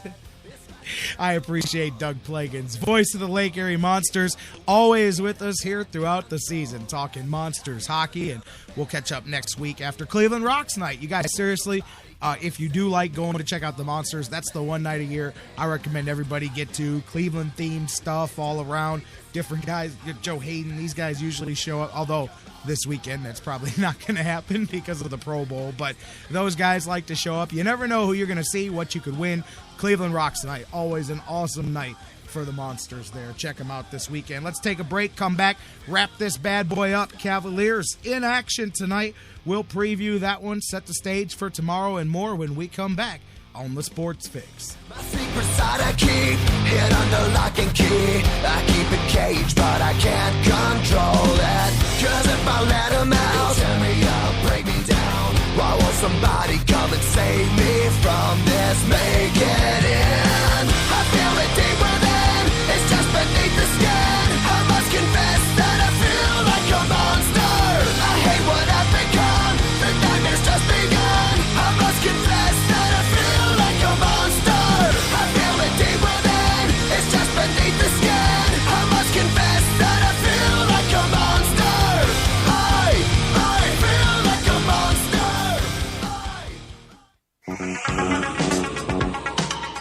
The Sports Fix. A shadowy flight into the dangerous world of a man who does not exist. The Sports Fix. A young loner on a crusade to champion the cause of the innocent, the helpless, the powerless, in a world of criminals who operate above the law. The Fix is in. The Sports Fix. We'll be right back. Hey guys, before we go to the break, I want to talk to you a little bit again about our good friends at Harry Buffalo North Olmsted, the UFC, the Ultimate Fighting Championships, some of the hottest fights in the world today. Each and every one of their huge events, Harry Buffalo is one of the few places in Northeast Ohio you can go there and watch each and every UFC fight at the Harry Buffalo. And let me tell you, I've been there. The people are out the door. They are to the rafters. It is one of the craziest environments for some UFC fights. Wing Mondays, they've got great deals on wings and drinks, and every day of the week there's a different special, a different deal. And don't forget the Bison Burger, the unbelievable. It is the combination of a fantastic burger and eating healthy combined into one unbelievable sandwich. You have got to get a Bison Burger while you're there. So whatever you're looking for, whatever day of the week, Monday through Friday, Saturday, Sundays, there's something for you at the Harry Buffalo North Olmsted, just outside Great Northern Mall. Check them out today. Harry Buffalo, join the herd. The Sports Fix is now available every day on the world's largest internet radio service, iHeartRadio. Download the free iHeartRadio app, subscribe to the show, and get your fix. Fantasy sports lovers, you put so much time, hard work, and effort into playing week to week that it quickly stops being a fantasy and starts getting real. And when the smoke clears, you want to show off those victories with a real prize. I mean, a really real prize. Nobody does that like Fantasy Jocks. The crew over at Fantasy Jocks have beautiful, high-quality, and heavy-duty championship belts, rings, trophies, and so much more for all your fantasy sports needs. There's literally only one place to go. FantasyJocks.com. Time out! Okay, guys, Summers really had his bell rung and could have a concussion. I'm pulling him out for the game. Rodriguez, you're in for Summers. Come on, Coach. It's just a ding. I'll shake it off. Yeah, he's tough. Plus, we need to win this to make the playoffs. Listen, we're a team and we need to look out for each other. Concussions are serious. No game is more important than your health. Take concussions out of play. If you're a coach, know the warning signs and never let athletes return to play before a healthcare professional says it's okay. A message from CDC. Hi, this is Patrick Borlow from Cleveland Lake Erie Monsters, and you're listening to the Sports Fix.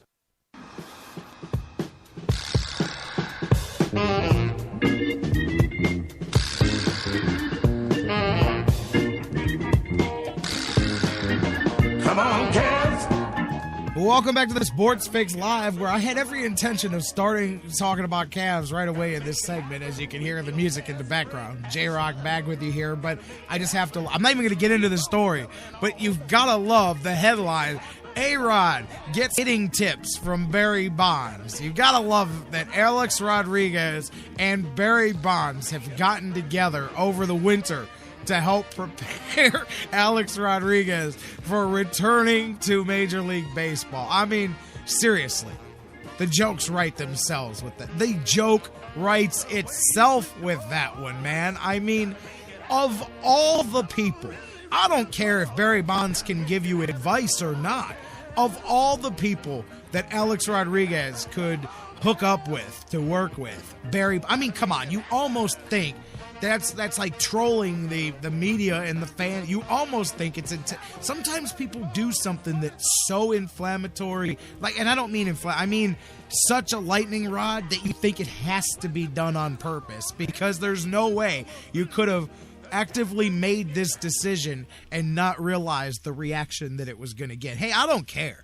I've already went on record and said that I don't think there's a drop left in Alex Rodriguez, and I don't think this is going to end well for anybody, but somebody owes him $61 million, so he's going to play for somebody for the next 3 years because, like I said, there's 61 million reasons. More than that, he'll have to hit those 6 home runs, but he's only 6 home runs away from passing Willie Mays for 4th on the all-time home run list, which really, just every time, whether it was Bonds, whether it's Rodriguez, every time they pass those guys, it just makes your stomach turn a little bit. You're just like, yeah, it's whatever, man. I'm telling you. We'll put asterisks in there for 162 versus 158 or 154, but we won't put asterisks in there for steroids. But anyways, if he hits those other 6 home runs, $6 million bonus for that one. So Barry Bonds working with A-Rod, and as I said, You can't write comedy like that, man. You can't write it. It wrote itself. Thanks for the easy fodder. I'm going to talk some more about that tomorrow. Mike Brandenberry will be with us tomorrow from DidTheTribeWinLastNight.com. We will talk about all the things going on with the Indians. Hey, arbitration, Indians, as they like to do, took care of their business, locked guys up as far as that, and once again, avoiding arbitration with people, and they've traditionally done that for the last 20-plus years. And we'll talk some more about that and look ahead. Spring training on the horizon. Mike Brandenberry from Did the Tribe Win Last Night. He'll be with us tomorrow. BSK scheduled to be here as well. Kendall Lewis. We'll talk a little bit with him about his thoughts on the latest things going on, thoughts coming out of the championship games. We'll open up the phone lines, talk to you. We'll talk, hey, Friday, Eddie Jansen from More Than a Fan Cleveland will be back in the house talking some Cavaliers who are back in action tonight. The Cavaliers. And look, hey, first one to tell you, I said it at the beginning of the show, I'll circle back around to it. Very much enjoying the style of basketball that I watched the Cavaliers play the last couple of games. Not just because they won, not because they blew out the way they played. Regardless of if they'd have lost those games, I'd have still been with the way they played. Although the defense, the one night it was one of those outscore 'em nights against the Clippers. Nobody was playing defense, but beating the Lakers was whatever. We talked about that on Friday.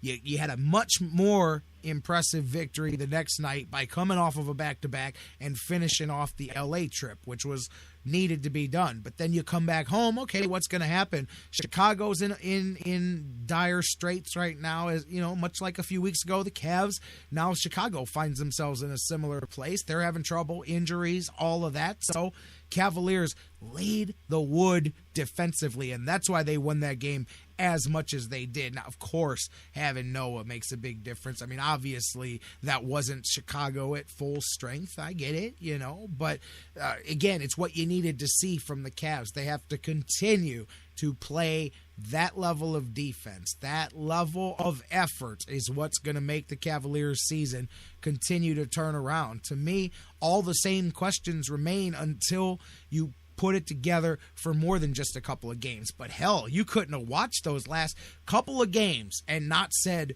that's what you can be. That is what this team can be right there. And I'll be the first one to tell you, that team that we saw for the last couple of games, that effort that we saw for the last couple of games, that can play with anybody. I don't know if you can beat San Antonio. I don't know that you can beat some of these teams that have been there and done it in the playoffs, but you can play with all of them.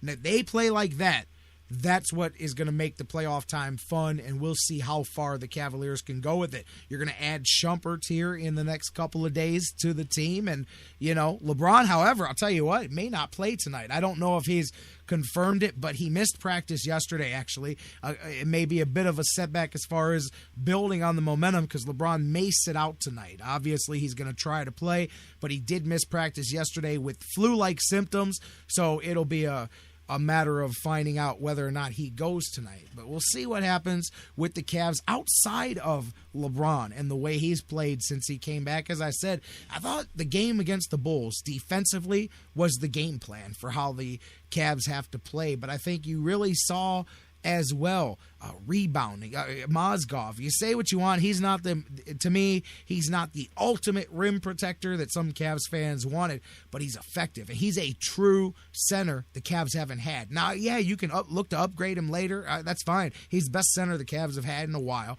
True center, big man, had 15 and 15 in that game. J.R. Smith has been... This is the good side of J.R. Smith that you've gotten lately. He's been motivated. He was 6 of 9 from three-pointers. That man has not seen a shot that he will not take. And when he's hitting them, that's deadly, man. J.R. Smith is 20 of 47, 43% from 3 points since he's come to the Cavs. 6 starts, he's hitting 42.6% of his three-pointers and averaging 17 points a game. So this is, as I said, the good J.R. Smith. He's in a good mood. I gotta tell you, I wasn't on the air the other day. If you follow us on Twitter, you may have saw me retweet the Vine. Did you see from the game Monday night? When there's a camera shot, it's just a little 15-second Vine clip that's out there. J.R. Smith in the huddle. LeBron is sitting right in front of him. J.R. Smith reaches over, just takes a nacho out of somebody in the front row sitting right there, reaches over, dips it in the cheese, takes a bite of the nacho, and the look on LeBron's face is priceless because he could not believe what he just saw. J.R. Smith walks up to the huddle, looks over, gives a nod to one of the fans, reaches over and grabs himself a nacho while he jumps into the huddle. I got a kick out of that, but it showed the loosening up of this team, at least short term, and things like that grow as that's little bonding stuff, little things that if I'm joking about it, then they're going to see that video and they're probably joking about it as well, and so on and so forth. But I don't know if you guys saw that clip, but the look on LeBron's face was worth the price of admission because he just was like, you could tell it was one of those, I've seen a lot of things in my time, but I don't think I've ever seen anybody do that. Did you just really reach over and take a nacho in the huddle? It was great. But anyways, much like we're laughing, perhaps the Cavs build a little bit or blow a little bit of that pressure off that was building on them. But again, I'll tell you what, you play another week where you don't show up on defense and you start being lazy, now you're exposed. Everybody's going to know that, because it's like you use the term progress. That means you move forward, move forward, move forward. So you can't jump all the way back now. Granted, you're going to lose games. You're going to have your slip-ups as you go. But now the effort has to stay at that level because now people have seen when you guys lay it down how you play. Cavs keep playing with that effort. That's all you can ask. Let the chips fall where that's all I've asked all season long. I haven't asked for a championship. I haven't asked for first place or winning all these games. I don't care. That stuff will happen as it happens. All I've asked is go out there and play hard defense. Just hustle. Just give the people their money's worth every night. And I think the rest can take care of itself for the Cavaliers. Let's see if they keep doing that tonight. You've got the Jazz at the Q, 7 p.m. tip-off. And we'll be talking about that tomorrow as they continue now back from the road with this run of home games. Again, LeBron may or may not play tonight. Cavaliers giving up 100, scoring 100 a game here, and they're 12-9 at the house as they come in on this 3-game winning streak.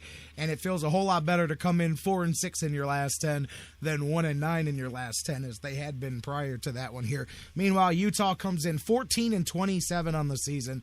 95 points a game scored, 99 points a game given up. Defense, a little bit of a problem there for those guys. However, that being said, Jazz have held their last 2 opponents under 90 points after having some trouble with that throughout the season. Offensively, they're struggling and struggling bad. They're coming off their lowest scoring game in nearly a decade. San Antonio held the Jazz to 69 points the other night. 89-69 loss as they were blown out at the hands of San Antonio. Let's see what Gordon Hayward and those guys can do. Derek Favors and the Jazz tonight. Trey Burke, they do it up at the Q, and we'll be talking about it tomorrow. Real quick on the way out, speaking of LeBron, I don't know if you guys saw the he's teaming up with the creators of The Average Joe and 3 Wishes, a couple of NBC and their property series, but it's going to be the new kind of along the lines of Who Wants to Be a Millionaire. One of those shows that it looks like they're shooting for a prime time type of deal, much like Who Wants to Be a Millionaire. They have promised the highest nightly stakes of any game show, but what gives it a bit of a twist, there's no name attached to this right now or anything. What gives it a bit of a twist is, number one, they're specifically looking for their first batches of contestants in Cleveland and Akron, which makes sense, and that's that is kind of a cool thing to give the first opportunity to, obviously, people in this area. But it's not just going to be a, hey, enter the game show, go up, and, hey, Price is Right, next man, come on up kind of a thing. They're going to specifically try to find pairs because it's a contest where you work in pairs, whether it's your wife, your husband, your brother, whatever, your sister, combinations. But they're specifically looking for people that, according to them, are deserving winners, people that fit the column, not just random, although apparently there will eventually be, but I like the idea that there's at least some attempt to make it, as they say, deserving everyday people who will be a part of this. And they're even going to go so far as to reach out to civic and community leaders and look for nominations for contestants. And you can do that too. Of course, you can enter yourself, but I guess you can go on their website. It's on, let me find the site here, dreamchancetv.com. You can go on their website and you can apply for yourself to be chosen, but you can also nominate deserving people. I think that gives it a little different hook. I mean, hey, you know me, quick to jump on something with LeBron, good, bad, I'm trying to be fair here, and I think that's kind of cool.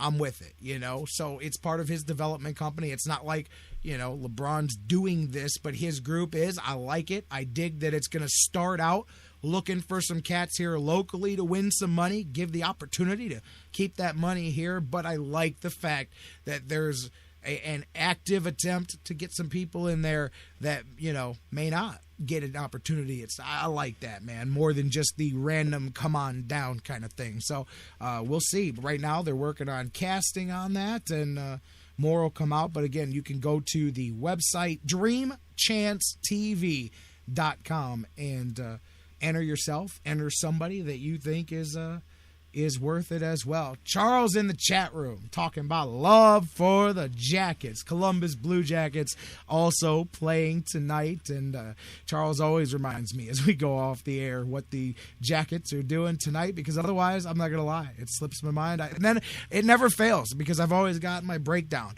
and then I'll hit the music and I'll get out and then I'll come back and boom. Then I'll go, oh, man, I forgot all about that. So Charles taking care of it today, letting me know that the Blue Jackets back in action here tonight. And, of course, also hosting the All-Star game coming up. But Blue Jackets in action tonight. As soon as I pull up the details, I'll give them to you here. There we go.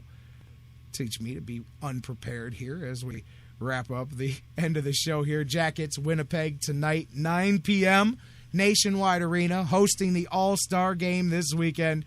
Jackets have won 2 in a row, looking to make it 3, looking to get back to 500. They're 21-3 overall on the season. There you go, Charles. A little bit of love for the Jackets. Cavaliers, of course, tonight, as we just said, Utah at the Q.